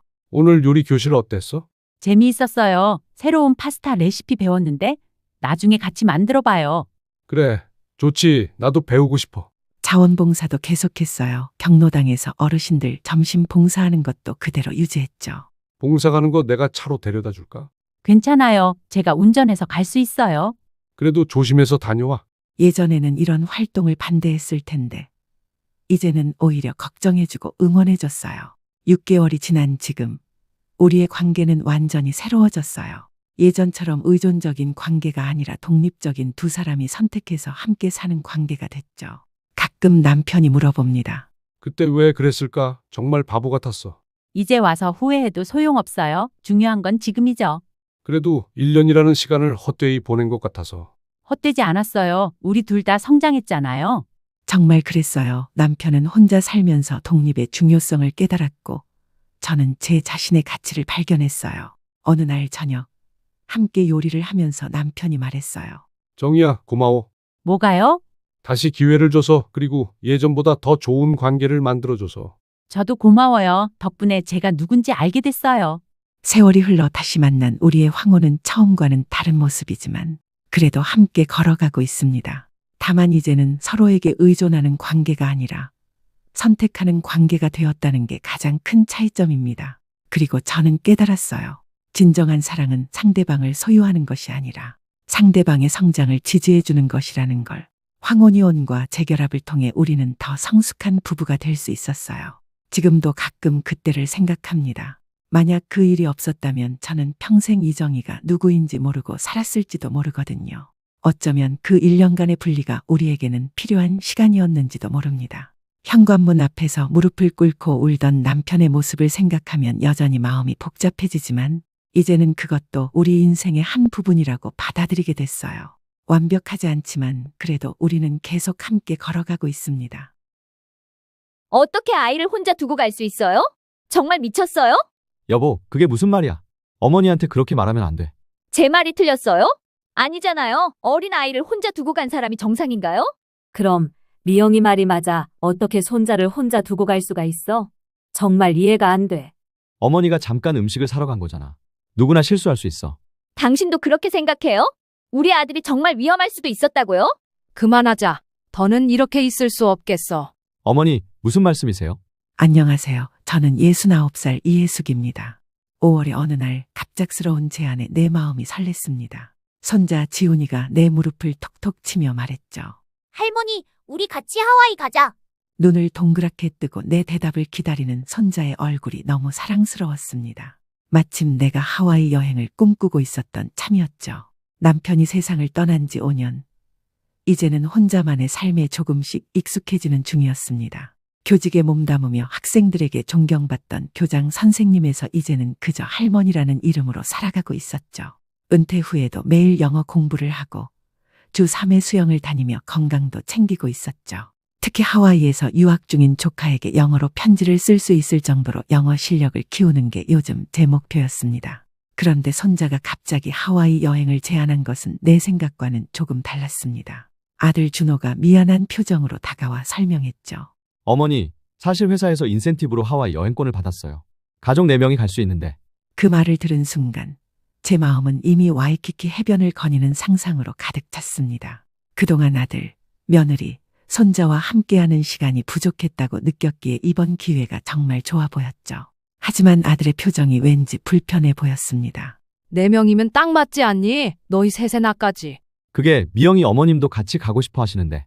순간 제 마음에 작은 실망감이 스쳤습니다. 며느리의 어머니, 최 여사와는 사이가 나쁘진 않았지만 그렇다고 특별히 친하지도 않았습니다. 하지만 순간 제 마음속에 학생들을 가르치던 때의 담임 선생님 목소리가 들려왔습니다. 어른은 양보할 줄 알아야 한다. 그럼 다음에 갈게. 최 여사님이랑 같이 가는 게 좋겠구나. 아들의 표정이 더 어두워졌습니다. 아니에요. 어머니, 저희가 알아보니까 추가 비용으로 한 명 더 모시고 갈 수 있대요. 미영이가 직접 돈을 더 내겠다고. 설마 내 여행 비용을 며느리가 내겠다는 건가 싶어 기분이 상했습니다. 하지만 아들은 그게 아니라고 손사래를 쳤죠. 미영이 어머님 비용이요. 그러니까 괜찮으면 어머니도 꼭 같이 가요. 지훈이도 할머니랑 가고 싶어 하고. 그 말에 손자 지훈이가 다시 제 무릎을 톡톡 치며 웃었습니다. 할머니, 같이 가자. 내가 열심히 수영할 거야. 그 맑은 눈빛을 보니 거절할 수가 없었습니다. 더구나 하와이는 제가 늘 가보고 싶었던 곳이니까요. 그렇게 저는 하와이 여행을 함께 가기로 결정했습니다. 당시에는 몰랐죠. 이 여행이 제 인생에서 가장 잊을 수 없는 여행이 될 거라는 것을요. 하와이 공항에 도착한 그 순간부터 저는 행복했습니다. 따스한 공기, 향긋한 꽃냄새, 그리고 활기찬 분위기가 저를 반겨주는 것 같았죠. 하지만 기분 좋은 순간도 잠시 공항에서부터 미묘한 불화가 시작되었습니다. 짐을 찾는 동안 며느리 미영이 저를 향해 처음으로 날카로운 목소리를 냈죠. 어머님, 가방 좀 봐주세요. 제가 지훈이 짐 챙겨야 해서요. 평소였다면 당연히 도와줬을 일이지만 사돈인 최 여사는 아무것도 하지 않고 서 있었습니다. 그저 손톱을 살피며 한쪽에 서 있었죠. 저는 처음 사돈을 만났을 때부터 묘한 거리감을 느꼈었습니다. 딸을 너무 과잉보호하는 사돈의 태도가 언제나 불편했지만 서로 사돈이라 부르며 표면적으로는 예의를 갖췄죠. 직감이 이상함을 느꼈습니다. 여행 출발 전부터 미영의 태도가 평소와 달랐거든요. 공항으로 떠나기 전 미영은 제게 여행 가방을 어떻게 꾸렸는지 확인하더니 짐이 너무 많다며 일부를 빼라고 했습니다. 비키니는 챙기지 말라고도 했죠. 어머님 나이에 그런 건 안 어울려요. 그냥 평범한 수영복으로 챙기세요. 69세라고 해도 저는 아직 활력이 넘치고 몸매도 자신 있었습니다. 학생들에게도 항상 자신감을 가르쳤는데 며느리의 그 말이 마음에 상처를 남겼습니다. 하지만 저는 표정 관리의 달인이었죠. 교직 생활 동안 까다로운 학부모들을 상대하며 단련된 미소를 지었습니다. 리조트에 도착한 우리 가족은 2개의 방으로 나뉘었습니다. 아들, 며느리, 손자가 한 방을, 저와 최 여사가 다른 방을 쓰기로 했죠. 호텔 방에 들어선 순간 최 여사가 말했습니다. 침대는 내가 창가 쪽으로 쓸게요. 요즘 허리가 안 좋아서. 저도 늙은 몸이지만 또다시 참았습니다. 소란을 일으키고 싶지 않았으니까요. 짐을 풀고 바다가 보이는 발코니에 서니 마음이 조금 진정되었습니다. 그런데 이때 문을 두드리는 소리가 들렸습니다. 문을 열자 지훈이가 서 있었죠. 할머니, 수영장 가자. 엄마가 허락했어. 그 말에 기분이 좋아졌습니다. 수영복으로 갈아입고 손자와 함께 리조트 수영장으로 향했습니다. 수영장에는 아들과 며느리가 이미 자리를 잡고 있었습니다. 아들은 반갑게 인사했지만 며느리는 휴대폰만 보고 있었죠. 어머니, 이쪽이에요. 자리 잡아놨어요. 며느리는 고개도 들지 않고 휴대폰으로 뭔가를 열심히 하고 있었습니다. 나중에 보니 인스타그램에 사진을 올리는 중이더군요. 어머님, 지훈이 좀 봐주세요. 저 지금 중요한 포스팅 중이라. 며느리의 말투에서 뭔가 이상함을 느꼈습니다. 손자를 돌보는 건 기쁜 일이지만 이렇게 명령하듯 말하는 건 처음이었습니다. 평소 집에서는 저에게 늘 존중하는 태도였는데 말이죠. 문득 깨달았습니다. 이건 여행 페르소나라는 걸까요? 여행지에서만 보이는 다른 모습, 평소와는 다른 사람이 된 듯한 며느리의 태도가 낯설었습니다. 하지만 저는 손자와 즐겁게 수영장에서 놀아주기로 했습니다. 지훈이는 물놀이를 정말 좋아했고 그 모습을 보는 것만으로도 행복했으니까요. 그런데 며느리의 어머니인 최 여사가 나타나 상황을 더 복잡하게 만들었습니다. 미영아, 여기 수영장 물 너무 차갑지 않니? 지훈이 감기 들겠다. 맞아요. 엄마, 어머님, 지훈이 이제 그만 데리고 나오세요. 손자는 분명 재미있게 놀고 있었는데 저는 당황스러웠습니다. 그때 며느리가 최 여사에게 속삭였습니다. 엄마, 어머님이 아이 보는 거 좀 불안해서 그래요. 그 말에 가슴이 털렁 내려앉았습니다. 하지만 표정 관리의 달인인 저는 아무렇지 않은 척 웃으며 지훈이를 수영장에서 데리고 나왔습니다. 그리고 지훈이에게 수건을 둘러주며 속삭였습니다. 우리 내일 또 놀자. 할머니가 바다도 데려갈게. 지훈이는 해맑게 웃으며 고개를 끄덕였습니다. 하지만 제 마음 한구석에는 작은 불안감이 자리 잡기 시작했습니다. 첫날 저녁, 리조트 레스토랑에서의 식사는 아름다운 하와이 석양과 함께 시작되었습니다. 오션뷰 테이블에 앉아 맛있는 음식을 기다리는 동안 미영은 계속해서 휴대폰으로 사진을 찍었습니다. 어머님, 우리 같이 사진 한 장 찍어요. 순간 의외의 친절함에 기분이 좋아졌습니다. 하지만 곧 알게 되었죠. 그건 SNS용 사진이었다는 것을. 며느리는 사진을 찍자마자 인스타그램에 올리며 시어머니와 함께하는 하와이 여행이라고 적었습니다. 그러면서 최 여사와는 셀카를 여러 장 찍었습니다. 식사 중에 지훈이가 갑자기 화장실에 가고 싶다고 했습니다. 할머니, 화장실? 자연스럽게 제가 일어나려 했지만 미영이 먼저 나섰습니다. 제가 데려갈게요. 어머님은 드세요. 평소 같았으면 좋은 일이었겠지만 뭔가 이상했습니다. 식사가 거의 끝나갈 때쯤 중요한 대화가 시작되었습니다. 어머니, 내일은 저희가 섬 투어를 예약했어요. 오전 8시 출발인데. 좋네. 일찍 일어나야겠구나. 그게 어머님이랑 어머니는 같이 안 가셔도 될 것 같아요. 저는 당황스러워 젓가락을 떨어뜨릴 뻔했습니다. 비행기를 12시간이나 타고 하와이까지 와서 호텔에만 있으라고요. 아들이 얼른 상황을 수습했습니다. 그게 아니라 어머니 투어가 좀 힘들어서요. 트레킹도 있고. 저는 숨을 깊게 들이마셨습니다. 수영도 일주일에 3번씩 하는 저인데 트레킹 정도가 무슨 문제가 되겠습니까? 나 아직 건강해. 등산도 자주 다니고 수영도 하고. 그때 최 여사가 끼어들었습니다. 저는 그런 거 힘들어서 안 갈 거예요. 리조트에서 스파나 받을까 해요. 엄마, 그럼 지훈이는 어떡해요? 어린이는 투어 참가가 어렵대요. 갑자기 모든 시선이 저에게 쏠렸습니다. 어머님, 혹시 지훈이 좀 봐주실 수 있으세요? 저희가 투어 다녀오는 동안만. 그제서야 상황이 파악되었습니다. 처음부터 그들의 계획은 저를 무료 베이비시터로 활용하는 것이었던 거죠. 그래서 저를 이 여행에 초대한 건가 하는 생각에 가슴이 아팠습니다. 하지만 손자는 사랑하니까 마음을 추스르고 대답했습니다. 그래, 지훈이랑 같이 있을게. 감사합니다. 어머니, 저희가 빨리 돌아올게요. 식사를 마치고 방으로 돌아오는 길에 손자가 제 손을 꼭 잡았습니다. 할머니, 내일 같이 수영장 가자. 그 말에 마음이 녹았습니다. 어쩌면 이 여행은 손자와 더 가까워질 수 있는 기회일지도 모르겠다고 생각했죠. 그날 밤 최 여사와 방을 같이 쓰면서 불편함이 있었지만 내일을 기대하며 잠들었습니다. 하지만 다음 날 아침 예상치 못한 일이 벌어졌습니다. 미영이 아침 일찍 저를 찾아왔습니다. 어머님, 지훈이가 오늘 수영장에서 놀고 싶대요. 특히 물 미끄럼틀을. 그래, 같이 놀아줄게. 근데 물 미끄럼틀이 좀 위험할 수 있어서요. 항상 옆에서 지켜봐 주셔야 해요. 미영의 표정이 갑자기 진지해졌습니다. 그리고 혹시라도 사고가 나면 바로 저희에게 연락해 주세요. 번호 저장하셨죠? 그 말투가 마치 저를 믿지 못하는 것 같아 기분이 상했습니다. 하지만 저는 교직 생활 동안 수많은 학부모와 대화했던 경험으로 침착하게 대답했습니다. 걱정 마. 지훈이 잘 돌볼게. 미영은 고개를 끄덕이고 돌아갔지만 그녀의 눈빛에서 불신을 읽을 수 있었습니다. 미영과 준호 그리고 최 여사가 투어를 떠나고 저는 지훈이와 함께 리조트 수영장으로 향했습니다. 지훈이는 신나게 물놀이를 즐겼고 저는 항상 가까이에서 지켜보았죠. 그런데 갑자기 지훈이가 물 미끄럼틀로 달려갔습니다. 할머니, 저기 타고 싶어. 저는 미끄럼틀 입구까지 따라갔습니다. 키 제한이 있었지만 지훈이는 간신히 통과할 수 있었습니다. 하지만 미영의 경고가 머릿속에 맴돌았습니다. 위험할 수 있다라는 말이요. 그래서 저는 미끄럼틀 아래로 빠르게 이동해 지훈이가 내려오는 것을 받아주기로 했습니다. 그런데 예상보다 미끄럼틀이 빨랐고 제가 아직 준비되지 않았을 때 지훈이가 물에 첨벙 빠졌습니다. 다행히 지훈이는 웃으며 즐거워했지만 저는 마음이 불안했습니다. 손자가 다치지 않았다는 것에 안도하면서도 만약 무슨 일이 있었다면 어떻게 됐을지 생각하니 가슴이 철렁했습니다. 그날 오후 아들 부부가 투어에서 돌아왔을 때 지훈이는 즐거웠던 물놀이 이야기를 신나게 했습니다. 엄마, 미끄럼틀 탔어. 재밌었어. 그 말에 미영의 표정이 굳어졌습니다. 미끄럼틀이요, 어머님. 제가 위험하다고 했잖아요. 저는 설명하려 했지만 미영은 들으려 하지 않았습니다. 지훈아, 손목에 빨간 자국은 뭐야? 미끄럼틀에서 내려올 때 살짝 긁힌 자국이었습니다.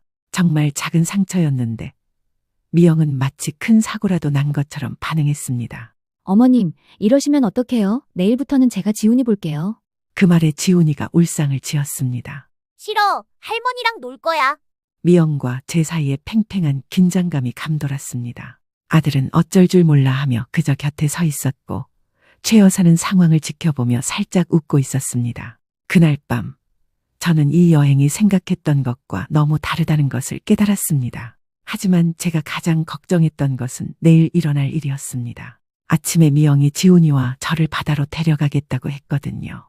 왠지 모르게 불안한 예감이 들었습니다. 그리고 그 예감은 적중했습니다. 다음 날 하와이의 푸른 바다에서 끔찍한 일이 벌어졌으니까요. 하와이 여행 3일째 아침, 파란 하늘과 눈부신 태양이 우리를 반겼습니다. 오늘은 와이키키 해변으로 가기로 한 날이었죠. 아침 식사를 하면서 준호가 갑자기 말했습니다. 어머니, 오늘 오후에 저희가 예약한 스쿠버 다이빙이 있어요. 저는 놀라서 물 한 모금을 꿀꺽 삼켰습니다. 아침 일찍 해변에 가서 같이 놀기로 했다고 생각했는데 말이죠. 그래, 언제부터 언제까지인데? 12시부터 4시까지요. 저희 어머니도 같이 가세요. 제가 뭐라 말하기도 전에 사돈 최 여사가 끼어들었습니다. 저야 좋지. 다이빙 한번 해보고 싶었어. 그리고 미영이 망설이며 말을 이었습니다. 어머님, 혹시 오늘도 지훈이 좀 봐주실 수 있으세요? 또다시 베이비시터 역할이군요. 하지만 이번에는 마음이 덜 상했습니다. 손자와 함께 해변에서 놀 수 있으니까요. 그래, 지훈이랑 해변에 가서 놀게. 그게 해변은 좀 위험할 것 같아서요. 리조트 수영장에서만 놀아주세요. 저는 눈살을 찌푸렸습니다. 하와이까지 와서 수영장만 이용하라니요. 바다가 보고 싶은데. 어머니, 해변은 파도도 있고 지훈이가 아직 어려서요. 제가 할 말을 찾기도 전에 지훈이가 투정을 부렸습니다. 나 바다 가고 싶어. 할머니랑. 미영은 단호하게 말했습니다. 안 돼. 지훈아, 위험해. 결국 저는 손자와 함께 리조트 수영장에 머물기로 했습니다. 아들 부부와 사돈은 스쿠버 다이빙을 떠났고 지훈이와 저는 수영장으로 향했죠. 수영장 의자에 짐을 풀고 선크림을 바르며 지훈이에게 말했습니다. 지훈아, 할머니랑 같이 있자. 너무 깊은 곳에 가면 안 돼. 알았어요, 할머니. 손자와 함께 물놀이를 하는 것은 정말 즐거웠습니다. 그 순간만큼은 며느리와의 불편한 관계도 잊을 수 있었죠. 시간은 금방 흘러 점심시간이 되었습니다. 지훈이가 배고프다고 했지만 리조트 식당은 예약이 꽉 차 있었습니다. 마침 수영장 근처에 간단한 스낵바가 있어서 그곳으로 향했습니다. 하지만 줄이 길게 늘어서 있었죠. 지훈아, 여기 좀 있어. 할머니가 음식 사올게. 수영장 의자에 앉아 있어. 지훈이는 고분고분 말을 들었습니다. 네, 할머니, 빨리 와요. 줄에 서서 10분 정도 기다렸을까요? 드디어 햄버거와 주스를 받아들고 돌아가는데 갑자기 이상한 느낌이 들었습니다. 우리가 앉았던 의자에 지훈이가 보이지 않았던 거죠. 처음에는 화장실에 갔나 싶었습니다. 하지만 주변을 둘러봐도 지훈이는 보이지 않았습니다. 점점 불안해지기 시작했습니다. 지훈아, 지훈아. 목소리를 높여 불렀지만 대답이 없었습니다. 손에 든 음식을 의자에 내려놓고 주변을 급하게 둘러보기 시작했습니다. 수영장 주변, 화장실, 샤워실까지 찾아봤지만 지훈이는 어디에도 없었습니다. 가슴이 쿵쾅거리기 시작했습니다. 이런 경험은 처음이었습니다. 학교에서 아이들을 책임지고 있을 때도 한 번도 아이를 잃어버린 적이 없었는데 리조트 직원에게 다급히 다가갔습니다. 제 손자가 없어졌어요. 6살 남자아이인데. 직원은 재빨리 무전기로 연락을 취하기 시작했습니다. 영어로 빠르게 말하는 직원의 목소리가 귀에 들어왔습니다. Missing child, Asian boy, around 6 years old. 머릿속이 하얘졌습니다. 준호와 미영에게 연락해야 한다는 생각이 들었지만 그들은 바닷속에 있어 연락이 닿지 않을 거라는 것을 알고 있었습니다. 점점 더 많은 직원들이 모여들어 수색을 시작했습니다. 저는 그들을 따라다니며 지훈이의 이름을 계속 불렀습니다. 지훈아, 이지훈. 시간이 흐를수록 점점 더 불안해졌습니다. 제 머릿속에는 끔찍한 상상들이 떠올랐습니다. 수영장에 빠졌다면, 누군가에게 납치되었다면, 다리가 후들거려 주저앉을 뻔했지만 꾹 참았습니다. 지훈이를 찾는 것이 우선이었으니까요.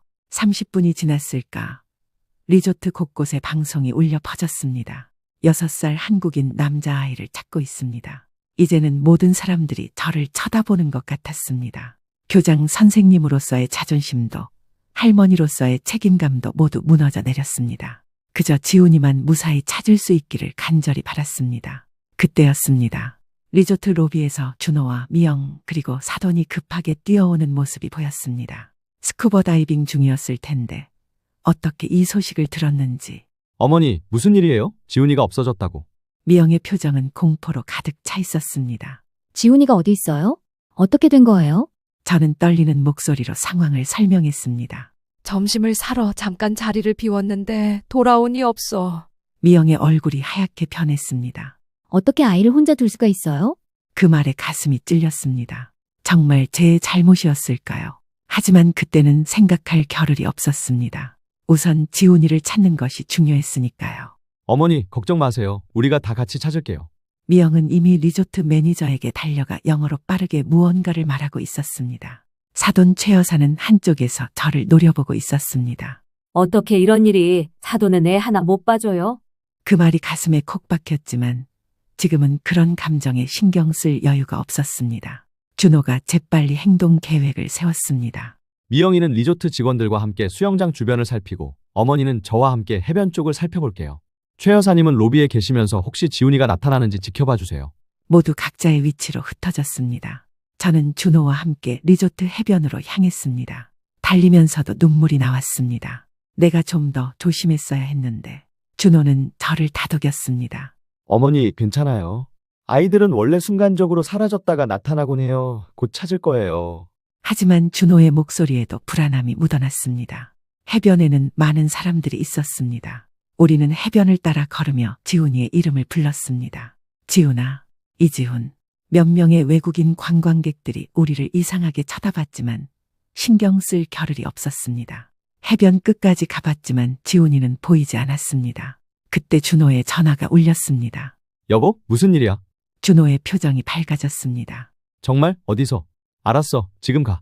전화를 끊은 준호가 저에게 말했습니다. 어머니, 지훈이를 찾았대요. 키즈클럽에 있대요.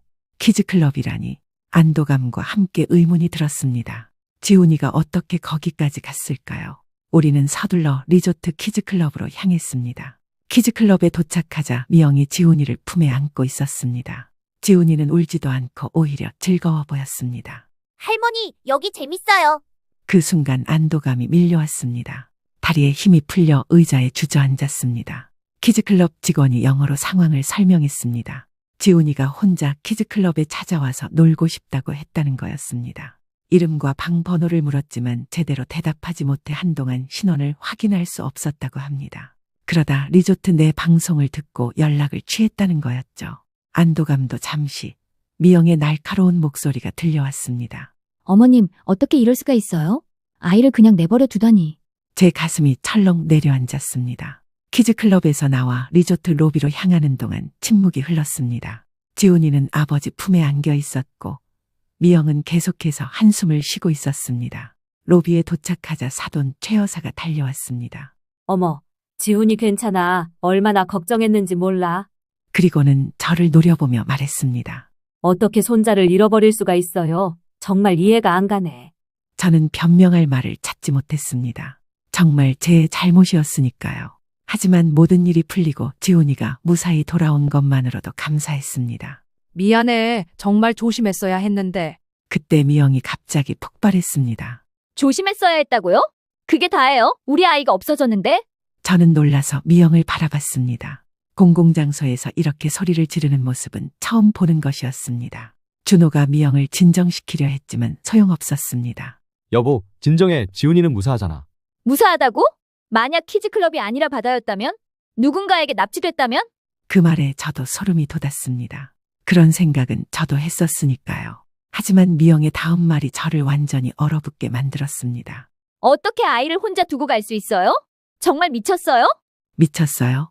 그 순간 미영은 평소 사용하던 어머님이라는 존칭을 유지했지만 그 말투와 표정에는 존중이 완전히 사라져 있었습니다. 격한 감정 상태에서 존칭은 이때 존중은 없는 그 모습이 더욱 모욕적으로 느껴졌습니다. 그 말이 귓가에 맴돌았습니다. 교직 생활 동안 한 번도 들어본 적 없는 말이었습니다. 학부모들로부터 항상 존경과 신뢰를 받아왔던 저였습니다. 그런데 내 며느리가, 내 아들의 아내가 나에게 미쳤다고 했습니다. 눈앞이 캄캄해졌습니다. 준호가 황급히 미영을 말렸습니다. 여보, 그게 무슨 말이야? 어머니한테 그렇게 말하면 안 돼. 하지만 미영은 멈추지 않았습니다. 제 말이 틀렸어요? 아니잖아요. 어린 아이를 혼자 두고 간 사람이 정상인가요? 주변의 시선이 모두 우리에게 쏠렸습니다. 외국인 관광객들은 무슨 일인지 몰라 호기심 어린 눈으로 바라보고 있었습니다. 저는 말없이 그 자리에 서 있었습니다. 사돈 최 여사가 미영의 편을 들며 끼어들었습니다. 그럼 미영이 말이 맞아. 어떻게 손자를 혼자 두고 갈 수가 있어? 정말 이해가 안 돼. 준호만이 저를 변호하려 했습니다. 어머니가 잠깐 음식을 사러 간 거잖아. 누구나 실수할 수 있어. 당신도 그렇게 생각해요? 우리 아들이 정말 위험할 수도 있었다고요? 지훈이가 울기 시작했습니다. 엄마 왜 화내? 미영은 지훈이를 안아 올리며 말했습니다. 지훈아, 괜찮아. 엄마가 지켜줄게.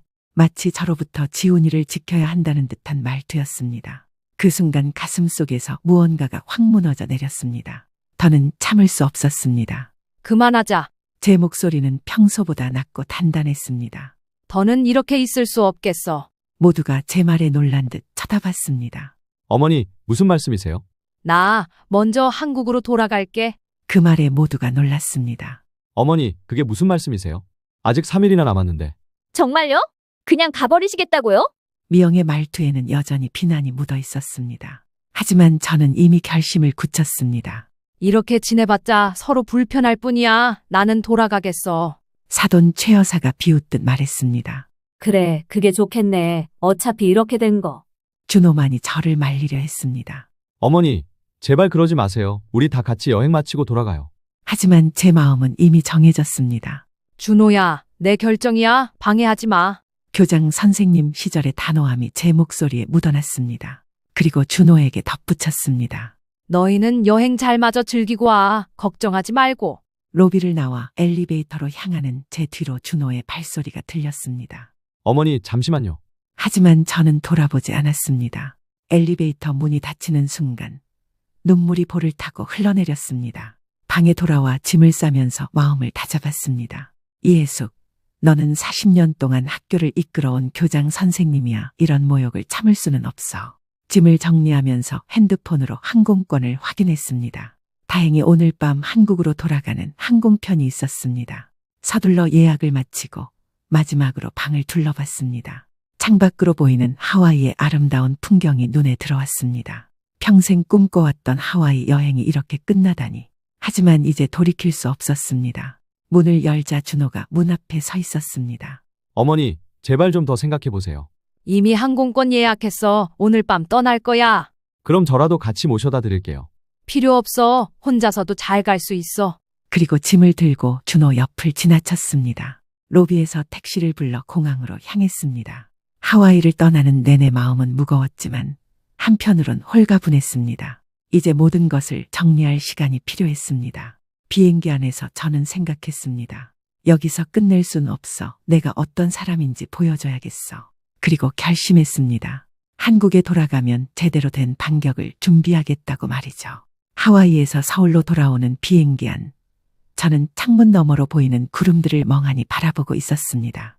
홀로 급하게 귀국 항공권을 예약하고 공항까지 택시를 타고 가는 과정이 쉽지만은 않았습니다. 영어가 유창한 편이었지만 감정이 격해진 상태에서 공항 직원들과 소통하는 것은 여간 스트레스가 아니었죠. 다행히 모든 과정을 무사히 해결할 수 있었습니다. 12시간이라는 긴 비행 시간 동안 제 머릿속에서는 계속해서 며느리의 말이 메아리 쳤습니다. 정말 미쳤어요. 교직 생활 동안 수많은 학부모와 학생들을 만났지만 이런 모욕적인 말은 처음 들었습니다. 그것도 내 며느리, 내 아들의 아내로부터 말이죠. 비행기가 이륙한 지 1시간쯤 지났을 때 아들 준호에게서 문자가 왔습니다. 어머니, 무사히 탑승하셨나요? 연락 주세요. 그 뒤로도 몇 번의 문자가 더 왔지만 저는 답장하지 않았습니다. 제 마음은 아직 정리되지 않았으니까요. 비행기 안에서 식사를 하면서도 잠을 청하면서도 계속 생각했습니다. 내가 정말 실수한 걸까? 그렇다 해도 그런 말을 들을 만큼. 그때 옆자리에 앉은 할머니가 말을 걸어왔습니다. 혼자 여행 다녀오세요? 저는 억지로 미소를 지으며 대답했습니다. 네, 그렇네요. 그리고 더 이상의 대화를 피하기 위해 눈을 감았습니다. 하지만 마음은 계속 복잡했습니다. 아들 내외와 함께 하와이에 갔다가 혼자 돌아오는 상황이 너무 비참하게 느껴졌습니다. 그리고 무엇보다 속상했던 건 준호조차 제대로 저를 변호해주지 않았다는 점이었습니다. 물론 상황을 진정시키려 했지만 그게 전부였죠. 며느리의 과한 반응에 대해 제대로 말리지도 못했고 사과를 요구하지도 않았습니다. 이런 생각을 하다 보니 점점 화가 치밀어 올랐습니다. 내가 왜 이런 취급을 받아야 하지? 학교에서는 존경받는 교장 선생님이었고 동창회에서는 여전히 리더 역할을 하고 있는 제가 가족에게서는 이런 대우를 받는다니. 비행기가 인천공항에 도착했을 때는 이미 다음날 아침이었습니다. 시차로 인해 피곤했지만 마음은 오히려 더 단단해져 있었습니다. 저는 입국 수속을 마치고 공항 밖으로 나왔습니다. 그리고 혼자 택시를 타고 집으로 향했습니다. 집에 도착하자 적막함이 저를 반겼습니다. 평소와 다를 바 없는 제 집이었지만 오늘따라 더 쓸쓸하게 느껴졌습니다. 짐을 풀고 씻은 후 침대에 누웠습니다. 그제서야 모든 감정이 한꺼번에 밀려왔습니다. 눈물이 볼을 타고 흘러내렸습니다. 하지만 이내 눈물을 닦고 일어났습니다. 이혜숙, 너는 항상 강했어. 이런 일에 무너질 순 없어. 제 자신에게 말했습니다. 그리고 핸드폰을 확인했습니다. 아들 준호에게서 온 문자와 부재 중 전화가 여러 개 있었습니다. 마지막 문자를 열어보았습니다. 어머니 도착하셨나요? 걱정되네요. 저희는 내일 저녁에 도착합니다. 바로 어머니 댁으로 찾아뵐게요. 저는 한참을 고민하다가 짧게 답장을 보냈습니다. 도착했다. 찾아올 필요 없다. 그리고 핸드폰을 끄고 다시 침대에 누웠습니다. 그날 밤 저는 결심했습니다. 더 이상 참고 견디지 않겠다고. 이제는 제가 누구인지 보여줄 때가 되었다고 말이죠. 다음 날 아침 일찍 눈을 떴습니다. 시차 적응이 안 되어 새벽 4시부터 깨어 있었지만 의외로 머릿속은 맑았습니다. 커피 한 잔을 마시며 창밖을 바라보았습니다. 서울의 아침은 하와이와는 달리 분주하고 바쁜 느낌이었습니다. 문득 제 인생도 그랬다는 생각이 들었습니다. 항상 바쁘게 쉴 틈 없이 달려왔죠. 학교에서는 아이들을 위해, 집에서는 가족을 위해. 그런데 정작 저 자신을 위해서는 무엇을 했을까요? 그 순간 핸드폰이 울렸습니다. 준호였습니다. 한참을 고민하다 전화를 받았습니다. 어머니, 드디어 받으셨네요. 걱정했어요. 걱정할 필요 없어. 난 괜찮아. 어머니, 정말 죄송해요. 미영이도 많이 후회하고 있어요. 그 말에 저는 코웃음을 쳤습니다. 후회? 그래서 직접 사과 전화는 안 하고? 저 사실 미영이가 어떻게 해야 할지 몰라서 저희가 도착하면 직접 찾아뵐게요. 오지마. 나 만날 준비 안 됐어. 준호가 당황한 듯 말을 더듬었습니다. 어머니, 그래도 얼굴 보고 이야기하는 게 좋을 것 같은데. 준호야, 내 말 들어. 지금은 너희 보고 싶지 않아. 시간이 필요해. 잠시 침묵이 흘렀습니다. 알겠습니다. 어머니 마음 정리되시면 연락 주세요. 전화를 끊고 깊은 한숨을 내쉬었습니다. 이런 상황이 처음은 아니었습니다. 그동안 미영의 무리한 행동들을 참아왔지만 이번만큼 심각한 적은 없었죠. 하지만 항상 제가 참고 넘어갔습니다. 며느리니까, 가족이니까, 손자를 위해서라는 이유로 말이죠. 그런데 이번엔 달랐습니다. 더 이상 참을 수 없었습니다. 저는 오랜 친구 윤정희에게 전화를 걸었습니다. 윤정희는 제가 교장으로 있을 때 교감으로 함께 일했던 사이였습니다. 정희야, 나 좀 만날 수 있을까? 혜수가 왜 그래? 목소리가 안 좋네. 얘기할 게 좀 있어. 오늘 시간 돼? 그래, 점심때 우리 단골 식당에서 만나자. 약속 시간이 될 때까지 저는 앨범을 꺼내 옛 사진들을 보았습니다. 준호가 어렸을 때 사진, 지훈이가 태어났을 때 사진, 행복했던 순간들이 담긴 사진들이었습니다. 그런데 사진을 보면 볼수록 마음이 더 아팠습니다. 저는 사진첩을 덮고 준비를 시작했습니다. 점심시간 윤정희를 만났습니다. 오랜 친구는 제 얼굴을 보자마자 알아챘습니다. 무슨 일 있었지? 얼굴이 안 좋아 보여. 저는 하와이에서 있었던 일을 모두 털어놓았습니다. 윤정희는 제 이야기를 듣고 분노했습니다. 뭐라고? 미쳤다고? 어떻게 시어머니한테 그런 말을 할 수 있어? 나도 이해가 안 돼. 그동안 많이 참았는데 이번엔 정말? 혜수가 너무 참지 마. 우리 나이에 스트레스 받으면 건강에 안 좋아. 그리고 윤정희가 중요한 질문을 했습니다. 그래서 이제 어떻게 할 거야? 그 질문에 저는 잠시 생각에 잠겼습니다. 그리고 결심한 바를 말했습니다. 확실히 보여줄 거야. 내가 누군지. 윤정희의 눈이 커졌습니다. 무슨 뜻이야? 아직 구체적인 계획은 없어. 하지만 이대로 넘어갈 순 없어. 식사를 마치고 헤어질 때 윤정희가 저에게 말했습니다. 혜수가 너 혹시 도움이 필요하면 언제든 연락해. 우리가 얼마나 많은 인맥을 가지고 있는데. 그 말이 제 머릿속에 맴돌았습니다. 그래, 나는 혼자가 아니야. 집으로 돌아오는 길에 문득 아이디어가 떠올랐습니다. 제가 교장으로 있을 때 가르쳤던 제자 중에 지금 유명한 변호사가 된 사람이 있었습니다. 김태현 변호사. 작년 동문회에서 만났을 때 명함을 받았던 기억이 났습니다. 집에 돌아와 서랍을 뒤져 명함을 찾았습니다. 그리고 전화를 걸었습니다. 태연아, 나 이혜숙 선생님이야. 선생님, 안녕하세요. 갑자기 어쩐 일이세요? 상담 좀 받고 싶어서 시간 괜찮니? 네. 선생님을 위해서라면 언제든지요. 내일 오전에 시간 되세요? 그래, 고마워. 전화를 끊고 창밖을 바라봤습니다. 제 마음은 이제 확고했습니다. 다음 날 오전, 저는 김태연 변호사 사무실을 찾았습니다. 태연은 여전히 공손하고 예의 바른 제자였습니다. 선생님, 이렇게 찾아주셔서 영광입니다. 무슨 일로 오셨나요? 저는 차분하게 제 상황을 설명했습니다. 하와이에서 있었던 일, 며느리의 모욕적인 발언, 그리고 제가 원하는 것까지. 태연은 진지하게 경청한 후 조언을 해주었습니다. 선생님, 법적으로는 명예훼손이나 모욕죄를 고려해 볼 수 있지만 가족 간의 일이라 복잡할 수 있습니다.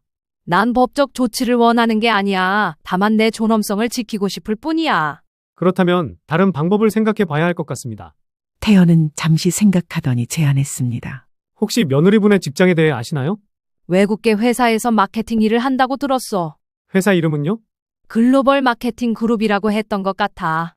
태연의 눈이 반짝였습니다. 그 회사라면 제가 잘 아는 분이 임원으로 계시는데? 저는 잠시 망설였습니다.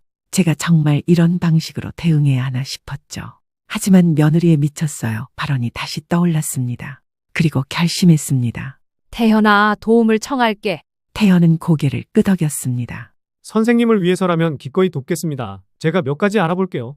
변호사 사무실을 나온 후 저는 가볍게 걸으며 생각을 정리했습니다. 이것은 단순한 복수가 아니었습니다. 제 존엄성을 되찾는 과정이었죠.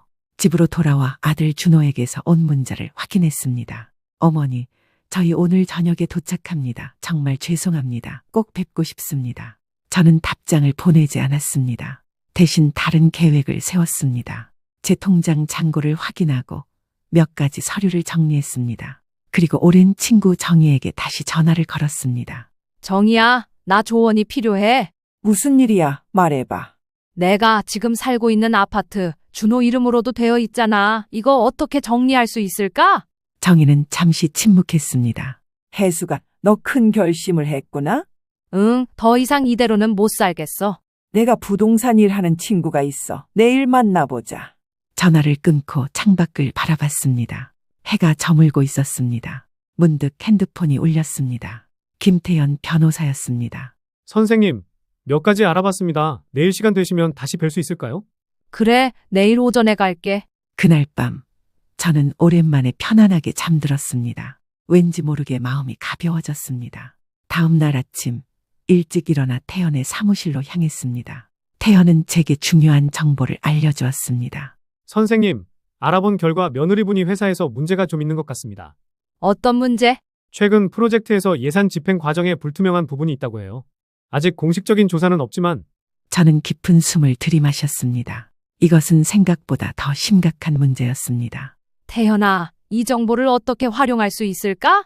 선생님, 저는 단지 정보만 알려드렸을 뿐입니다. 어떻게 하실지는 선생님 판단에 달려 있습니다. 태연의 눈빛에서 존경과 함께 약간의 걱정이 읽혔습니다. 사무실을 나와 다시 걸으며 생각했습니다. 이 정보를 이용해 미영을 공경에 빠뜨릴 수도 있었지만 그건 제가 원하는 방식이 아니었습니다. 저는 그저 제 존엄성을 되찾고 싶었을 뿐이니까요. 하지만 이 정보는 확실히 유용할 것 같았습니다. 정희를 만나 부동산 이야기를 마치고 집으로 돌아오는 길에 핸드폰이 울렸습니다. 준호였습니다. 이번에는 전화를 받았습니다. 어머니, 저희 방금 도착했어요. 지금 어머니 댁으로 가도 될까요? 저는 침착하게 대답했습니다. 아니, 오지 마. 내일 오후에 내가 너희 집으로 갈게. 네, 정말요? 알겠습니다. 몇 시쯤 오실지. 2시쯤 갈게. 미영이도 있어야 해. 네, 당연히 있을 거예요, 어머니. 저는 전화를 끊었습니다. 그리고 서랍에서 작은 노트를 꺼냈습니다. 그동안 알아본 정보들을 정리하기 시작했습니다. 며느리의 회사 문제, 아파트 명의 변경 방법, 그리고 제가 취할 행동들, 모든 계획을 꼼꼼히 적었습니다. 교장 시절 학교 운영 계획을 세울 때처럼 체계적으로 말이죠. 계획을 마무리하고 깊은 숨을 내쉬었습니다. 내일은 중요한 날이 될 것이었습니다. 저녁이 되자 다시 한번 준호에게서 문자가 왔습니다. 어머니, 내일 뵙겠습니다. 정말 죄송합니다. 이번에는 답장을 보냈습니다. 내일 보자. 그리고 마지막으로 윤정희에게 전화를 걸었습니다. 정희야, 나 내일 큰일 하러 가. 잘 될 거야. 넌 항상 강했잖아. 고마워. 내일 저녁에 다시 연락할게. 전화를 끊고 침대에 누웠습니다. 내일의 만남을 생각하니 가슴이 두근거렸습니다. 하지만 이제는 두려움이 아니었습니다. 교직 생활 동안 쌓아온 단단함과 결단력이 되살아났습니다. 저는 이제 약한 시어머니가 아니었습니다. 존중받아 마땅한 한 인간으로서 제 권리를 되찾으러 가는 중이었습니다. 그리고 내일 모든 것이 바뀔 것이었습니다. 약속한 날 오후 2시, 저는 정확히 준호와 미영의 아파트 앞에 도착했습니다. 평소였다면 손주 지훈이를 생각하며 작은 선물이라도 들고 갔겠지만 오늘은 그러지 않았습니다. 아무것도 들지 않은 빈손. 하지만 단단한 결심을 품고 초인종을 눌렀습니다. 문을 연 것은 준호였습니다. 어머니, 오셨군요. 들어오세요. 준호의 얼굴에는 불안함이 가득했습니다. 거실로 들어서자 미영이 긴장한 모습으로 서 있었습니다. 어머님, 안녕하세요. 평소와 달리 조심스러운 목소리였습니다. 제가 들어서자 지훈이가 뛰어와 안겼습니다. 할머니, 왜 혼자 갔어요? 저도 할머니랑 같이 갈 거였는데. 순간 마음이 약해질 뻔했지만 이내 마음을 다잡았습니다. 지훈아, 할머니랑 엄마 아빠가 할 얘기가 있어. 내 방에서 좀 놀고 있을래? 지훈이가 아쉬운 표정을 지었지만 부모의 눈치를 보더니 고개를 끄덕이고 방으로 들어갔습니다. 거실에는 어색한 침묵이 흘렀습니다. 준호가 먼저 입을 열었습니다. 어머니, 정말 죄송합니다. 하와이에서 그런 일이 있어서. 제가 손을 들어 준호의 말을 끊었습니다. 미영이가 할 말이 있지 않니? 미영은 얼굴을 붉히며 고개를 숙였습니다. 어머님, 정말 죄송합니다. 너무 놀라고 당황해서 제가 말실수를 했어요. 말실수라니 그게 말실수였을까요? 저는 차분하게 대답했습니다. 미영아, 그건 말실수가 아니었어. 내 마음속에 있던 생각이 튀어나온 거지. 미영이 당황한 눈빛으로 저를 쳐다봤습니다. 아니에요. 어머님, 정말 그런 뜻이 아니었어요. 저도 어머님을 존경하고. 존경? 그래서 공공장소에서 미쳤어요. 라고 소리친 거니? 제 단호한 질문에 미영은 말문이 막혔습니다. 준호가 다시 끼어들었습니다. 어머니, 미영이도 정말 잘못했다고 반성하고 있어요. 우리 이제 화해하고. 준호야, 너도 문제야. 네 아내가 내 어머니에게 그런 모욕적인 말을 했는데 제대로 말리지도 않았잖니. 준호는 고개를 숙였습니다. 저는 자리에서 일어나 창가로 걸어갔습니다. 창밖으로 보이는 도시 풍경을 잠시 바라보다가 다시 돌아와 앉았습니다. 나는 오늘 중요한 얘기를 하러 왔어. 두 사람의 표정이 긴장으로 굳어졌습니다. 미영아, 네 회사에서 문제가 있다면서? 미영의 얼굴이 창백해졌습니다. 무슨 말씀이세요? 글로벌 마케팅 그룹에서 예산 집행 문제로 조사 중이라던데. 미영은 손을 떨면서 물 한 잔을 들이켰습니다. 어떻게 그걸? 저는 미소를 지었습니다. 교직 생활을 하다 보니 여기저기 알고 지내는 사람들이 많아. 네가 생각하는 것보다 훨씬 더. 준호는 당황한 표정으로 미영을 바라봤습니다. 여보, 무슨 일이야? 회사에 무슨 문제가 있어? 미영은 말을 더듬었습니다. 그게 조금 오해가 있었던 거예요. 이미 다 해결됐어요. 저는 고개를 저었습니다. 아직 끝나지 않았어. 내일 정식 조사가 시작될 예정이야. 미영의 얼굴이 더욱 창백해졌습니다. 준호는 혼란스러운 표정으로 저와 미영을 번갈아 쳐다봤습니다. 어머니, 이게 다 무슨 말씀이세요? 어떻게 미영이 회사 일을 아시는 거죠? 그건 중요하지 않아. 중요한 건 이제부터야. 저는 가방에서 서류 한 장을 꺼냈습니다. 서류를 테이블 위에 올려놓자 준호가 집어들었습니다. 아들의 표정이 점점 심각해졌습니다. 이게 무슨? 우리 아파트 소유권 이전 서류야. 네 이름으로도 되어 있던 걸 모두 내 단독 명의로 바꾸는 거지. 준호의 눈이 커졌습니다. 어머니, 갑자기 이게 무슨 말씀이세요? 내 재산은 내가 관리하고 싶어. 더 이상 너희에게 의존하고 싶지 않아. 미영이 끼어들었습니다. 어머님, 저희가 어머님 재산을 바라본 적이 없어요. 오해하지 마세요. 저는 차분하게 미영을 바라봤습니다. 나를 미친 사람 취급했던 네가 할 말은 아닌 것 같구나. 미영은 말문이 막혔습니다. 준호가 다시 서류를 내려놓으며 말했습니다. 어머니, 정말 이렇게 하실 건가요? 우리 가족인데. 가족? 그래, 우린 가족이야. 하지만 가족이라고 해서 존중받지 못할 이유는 없어. 저는 가방에서 또 다른 서류를 꺼냈습니다. 그리고 이건 미영이 회사 일과 관련해서 내가 알게 된 정보들이야. 미영이 화들짝 놀라 서류를 가리켰습니다. 그걸 어떻게? 내 제자 중에 너희 회사 법무팀에 있는 사람이 있어. 오랜 인연이지. 저는 미영의 눈을 똑바로 바라보며 말했습니다. 미영아, 난 네가 생각하는 것보다 훨씬 더 많은 사람들과 연결되어 있어. 교직에 몸담으며 수천 명의 제자들을 가르쳤고 그들은 이제 사회 각계각층에서 활동하고 있지. 준호의 얼굴에 당혹감이 가득했습니다. 어머니, 설마 미영이 회사 일로 무슨 조치를 취하시려는 건 아니죠? 그건 미영이의 행동에 달려 있어. 미영은 눈물을 글썽이며 손을 떨었습니다. 어머님, 제발 그러지 마세요. 제가 정말 잘못했어요. 저는 잠시 침묵했습니다. 그리고 천천히 말을 이어갔습니다. 나는 너희를 파멸시키려는 게 아니야. 다만 내가 누구인지 알려주고 싶었을 뿐이야. 그리고 서류를 다시 가방에 넣었습니다. 미영아, 나는 이 정보를 가지고 너를 해치려는 게 아니야. 다만 네가 나를 더 이상 그냥 할머니로만 보지 않았으면 해. 미영의 눈에서 눈물이 흘러내렸습니다. 어머님, 정말 죄송합니다. 제가 너무 경솔했어요. 준호도 고개를 숙였습니다. 어머니, 저도 정말 죄송합니다. 제가 더 현명하게 대처했어야 했는데. 저는 깊은 숨을 내쉬었습니다. 나는 너희에게 화가 났지만 미워하지는 않아. 다만 이제부터는 서로 존중하며 지냈으면 좋겠어. 잠시 침묵이 흘렀습니다. 그때 지훈이가 방에서 나왔습니다. 할머니, 얘기 다 끝났어요? 지훈이의 순수한 목소리에 방 안의 긴장이 조금 풀어졌습니다. 응, 거의 다 끝났어. 지훈이가 제게 달려와 안겼습니다.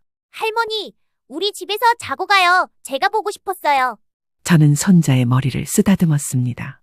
오늘은 안 되겠다. 할머니가 내일 중요한 약속이 있어. 지훈이가 실망한 표정을 지었습니다. 미영이 지훈이에게 다가왔습니다. 지훈아, 이제 할머니께 뭐라고 해야 할까? 할머니, 다음에 꼭 놀러 와주세요. 사랑해요. 그 말에 제 마음이 따뜻해졌습니다. 하지만 아직 해결해야 할 일이 남아 있었습니다. 저녁이 되어가는 시간, 제가 일어나려고 하자 미영이 다급히 말했습니다. 어머님, 가시기 전에 제 회사 일에 대해 좀 더 말씀해 주실 수 있을까요? 저는 다시 자리에 앉았습니다. 미영아, 네가 회사에서 진행한 글로벌 브랜드 확장 프로젝트에 문제가 있다는 제보가 들어왔다더구나. 미영의 얼굴이 창백해졌습니다. 어떤 제보요? 물론 내가 알고 있는 정보는 제한적이야. 제자가 모든 내부 정보를 알려줄 수는 없었겠지. 하지만 기본적인 사실은 확인했어. 이렇게 솔직하게 말하니 오히려 제 말에 더 무게가 실리는 것 같았습니다. 예산을 부풀려서 집행하고 일부를 개인 용도로 전용했다는 의혹이 있다고 해. 준호가 충격을 받은 듯 미영을 바라봤습니다. 여보, 이게 무슨 소리야? 미영은 손을 떨며 말했습니다. 그건 오해예요. 제가 개인적으로 쓴 게 아니라 회사 접대비로. 접대비? 스파와 명품 쇼핑이 접대비였니? 미영의 눈이 커졌습니다. 어떻게 그것까지? 준호가 혼란스러운 표정으로 물었습니다. 여보, 도대체 무슨 일이야? 솔직히 말해봐. 미영은 결국 울음을 터뜨렸습니다. 그냥 회사에서 너무 스트레스 받아서 접대비 일부를 개인적으로 썼어요. 하지만 많지 않았고 나중에 갚을 생각이었어요. 준호는 충격받은 표정으로 한동안 말을 잇지 못했습니다. 저는 미영을 차분히 바라보며 말했습니다. 미영아, 네가 지금 큰 위기에 처해 있어. 내일부터 정식 내부 감사가 시작된다고 해. 어떡하죠? 저 회사 잘리면 어떡해요? 미영의 눈에는 공포가 가득했습니다. 이제 제가 준비한 마지막 카드를 내밀 때였습니다. 하지만 아직 늦지 않았어. 내가 도울 수 있어. 미영과 준호가 동시에 저를 바라봤습니다. 어머니가 어떻게 도우실 수 있어요? 내 제자 중에 너희 회사 감사팀장이 있어. 내가 그에게 연락해서 이번 일이 큰 문제가 되지 않도록 조언을 구할 수 있어. 미영의 눈에 희망의 빛이 어렸습니다. 정말요? 어머님이 그렇게 해주실 수 있으세요? 저는 고개를 끄덕였습니다. 물론 네가 잘못한 일에 대한 책임은 져야 해. 하지만 너무 가혹한 처벌을 받지 않도록 도울 수는 있지. 미영은 눈물을 흘리며 바닥에 무릎을 꿇었습니다. 어머님, 정말 감사합니다. 제가 너무 어리석었어요. 어머님을 그렇게 대해서 정말 죄송합니다. 준호도 미영 옆에 무릎을 꿇었습니다. 어머니, 정말 감사합니다. 저희가 너무 잘못했어요. 저는 두 사람을 일으켜 세웠습니다. 미영은 계속해서 눈물을 흘렸습니다. 어머님, 제가 왜 그랬는지 모르겠어요. 자존심 때문에 어머님께 무리하게 굴었어요. 미영아, 우리 모두 실수를 해. 중요한 건 그 실수를 인정하고 배우는 거야. 저는 가방에서 마지막 서류를 꺼냈습니다. 이건 내가 제자를 통해 받은 회사 내부 감사 일정이야. 내일 오전 10시에 너를 첫 번째로 조사할 예정이래. 미영은 서류를 받아들며 떨리는 목소리로 말했습니다. 어떻게 준비해야 할까요? 진실을 말하는 게 최선이야. 그리고 이 일을 교훈 삼아 더 이상 그런 실수를 하지 않겠다고 약속하렴. 미영은 고개를 끄덕였습니다. 저는 일어서서 가방을 들었습니다. 이제 가봐야겠다. 내일 아침 일찍 연락할게. 준호가 저를 현관까지 배웅했습니다. 어머니, 정말 감사합니다. 저희가 많이 반성하고 있어요. 저는 아들의 어깨를 토닥였습니다. 준호야, 넌 내 아들이야. 어떤 일이 있어도 그건 변하지 않아. 아파트를 나와 택시를 타고 집으로 향하는 길. 제 마음은 복잡했습니다. 오늘 보여준 강단이 과했을까요? 하지만 이런 과정이 없었다면 진정한 화해와 존중은 불가능했을 것이라고 생각했습니다. 집에 도착하자마자 정희에게 전화를 걸었습니다. 정희야, 다녀왔어. 어땠어? 작전은 성공했어. 응, 생각보다 잘 됐어. 역시 우리 해숙이야. 교장 선생님의 품격을 보여줬구나. 저는 웃으며 대답했습니다. 그런데 정희야, 사실은 전화기 너머로 정희의 목소리가 들려왔습니다. 응, 무슨 일이야? 저는 잠시 망설이다 말을 이었습니다. 사실 오늘 내가 말한 것 중에는 완전한 진실이 아닌 것도 있었어. 뭐, 어떤 거? 내일 이야기해 줄게. 내일 아침에 우리 단골 카페에서 만나자. 전화를 끊고 창밖을 바라봤습니다. 마음 한구석에는 작은 죄책감이 있었지만 오늘의 결과에 후회는 없었습니다. 이제 모든 것이 제자리를 찾아가고 있었습니다. 그리고 내일 마지막 반전을 준비할 시간이었습니다. 다음 날 아침 저는 정희와 약속한 카페에서 어제 있었던 일을 모두 이야기했습니다. 해수가, 너 정말 대단하다. 그렇게 확실하게 보여줬으니 이제 며느리도 반성하겠지? 글쎄, 나도 잘 모르겠어. 하지만 어제 말했듯이 내가 다 진실만 말한 건 아니야. 정희의 눈이 커졌습니다. 뭐, 어떤 부분이? 사실 미영이 회사 일은 내가 조금 과장했어. 정희의 표정이 놀라움으로 가득 찼습니다. 물론 내 제자가 그 회사에 있는 건 사실이야. 하지만 미영이가 큰 문제를 일으킨 건 아니야. 그저 작은 회계 오류 정도였지. 그런데 왜 그렇게 크게 이야기한 거야? 미영이에게 경각심을 주고 싶었어. 그리고 내가 누군지 보여주고 싶었던 거지. 정희는 잠시 침묵하다가 웃음을 터뜨렸습니다. 역시 우리 해숙이야. 교장 선생님다운 지혜로운 방법이었어. 커피를 마시며 이야기를 나누던 중 제 핸드폰이 울렸습니다. 준호였습니다. 어머니, 괜찮으시면 오늘 저희 집에 와주실 수 있을까요? 미영이가 어머니께 드릴 말씀이 있대요. 그래, 몇 시에 갈까? 점심시간에 와주세요. 저희가 식사 준비할게요. 정희와 헤어진 후 저는 집으로 돌아와 준비를 했습니다.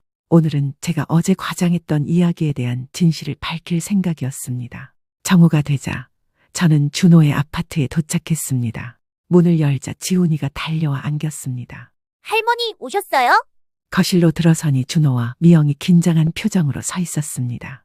그런데 뜻밖에도 사돈 최 여사도 함께 있었습니다. 최 여사는 미영을 데리고 하와이에서 함께 돌아온 모양이었습니다. 안녕하세요. 사돈, 잘 지내셨어요? 평소와 달리 공손한 인사였습니다. 네, 사돈도 잘 지내셨나요? 미영이 떨리는 목소리로 말했습니다. 어머님, 앉으세요. 저희가 준비한 식사가 있어요. 미영의 태도가 완전히 달라진 것을 보고 의아했습니다. 나중에 알게 되었지만 어제 제가 돌아간 후 준호가 미영과 사돈에게 진지한 대화를 나눴다고 합니다. 준호가 처음으로 강하게 자기 주장을 했고 어머니를 존중해야 한다고 단호하게 말했다고 하더군요. 테이블에는 정성스럽게 차린 음식들이 놓여 있었습니다. 제가 좋아하는 메뉴들이었습니다. 자리에 앉자 미영이 갑자기 무릎을 꿇었습니다. 어머님, 정말 죄송합니다. 하와이에서 어머님께 무례하게 굴었던 것, 특히 미쳤어요라고 말씀드린 것, 정말 잘못했습니다. 준호도 미영 옆에 무릎을 꿇었습니다. 어머니, 저도 정말 죄송합니다. 어머님을 제대로 지켜드리지 못했어요. 이렇게까지 할 필요는 없었는데 두 사람의 진심 어린 사과에 제 마음이 조금 움직였습니다. 일어나, 이렇게까지 할 필요 없어. 최 여사도 고개를 숙였습니다. 사돈, 저도 하와이에서 제대로 말리지 못하고 오히려 미영의 편을 들었던 것 같아요. 죄송합니다. 정말 놀라운 변화였습니다. 미영은 눈물을 흘리며 제 손을 잡았습니다. 어머님, 어제 말씀해주신 회사 일 때문에 밤새 고민했어요. 오늘 아침 일찍 회사에 가서 모든 것을 솔직하게 말했습니다. 저는 놀라서 미영을 바라봤습니다. 정말 어떻게 됐어? 처음에는 많이 놀라셨지만 제가 자진해서 고백한 것과 금액이 크지 않은 것을 고려해 징계 수준에서 마무리하기로 했어요. 저는 미영의 용기에 감동했습니다. 식사를 하면서 저는 마음을 정리했습니다.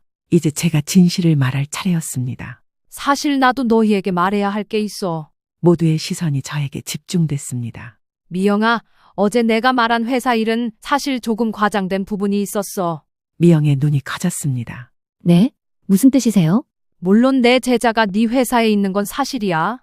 하지만 네가 큰 문제를 일으킨 건 아니었어. 그저 작은 회계 오류 정도였지. 준호와 미영은 충격받은 표정이었습니다. 그럼 어머니가 어제 그래, 내가 조금 과장했어. 하지만 미영이가 자진해서 회사에 이야기한 건 정말 잘한 일이야. 그런 용기와 정직함이 중요하니까. 미영은 혼란스러운 표정이었지만 이내 안도의 미소를 지었습니다. 그래도 제가 회사 일을 조금 부주의하게 처리한 건 사실이에요. 이번 일을 교훈 삼아 더 꼼꼼하게 일하겠습니다. 저는 미영의 어깨를 토닥였습니다. 그리고 아파트 소유권 이전 서류도 실제로 준비한 건 아니야. 그저 너희에게 경각심을 주고 싶었을 뿐이야. 준호가 안도의 한숨을 내쉬었습니다. 어머니, 하지만 내가 교직에 몸담으며 많은 인맥을 쌓았다는 건 사실이야. 그리고 난 그저 할머니가 아니라 존중받아 마땅한 한 사람이라는 것도. 지훈이가 갑자기 제게 달려와 안겼습니다. 할머니 최고. 우리 할머니는 슈퍼히어로야.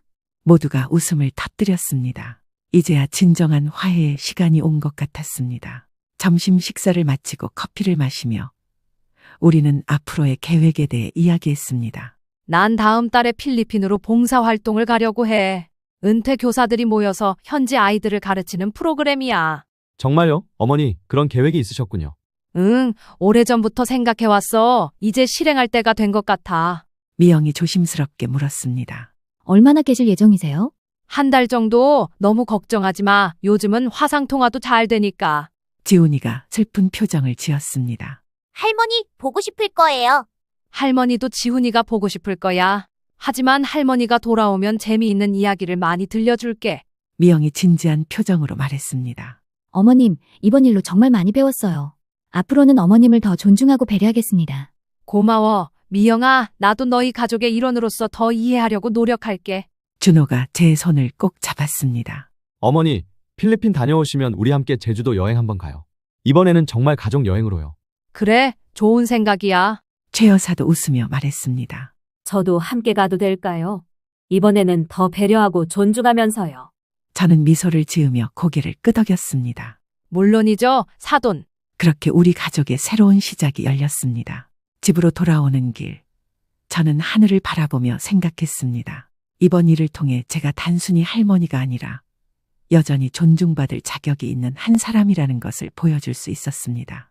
그리고 가족 모두가 서로를 더 이해하고 존중하게 되었죠. 집에 도착해 정희에게 전화를 걸었습니다. 정희야, 모든 게 잘 풀렸어? 정말 어떻게 됐어? 진실을 말했더니 오히려 더 좋은 결과가 나왔어. 미영이도 사돈도 모두 변했어. 역시 우리 해숙이. 그럼 필리핀 봉사활동은 계획대로 가는 거지? 그럼 이제 내 인생의 새 챕터를 열 시간이야. 전화를 끊고 창밖을 바라봤습니다. 69세. 하지만 제 인생은 여전히 현재 진행형이었습니다. 교장 선생님으로서의 경험과 지혜는 은퇴 후에도 제 삶의 중요한 자산이 되었고 앞으로도 그럴 것입니다. 저는 이제 당당하게 제 길을 걸어갈 준비가 되어 있었습니다. 존중받는 어머니로, 할머니로, 그리고 무엇보다 한 사람으로서 말이죠.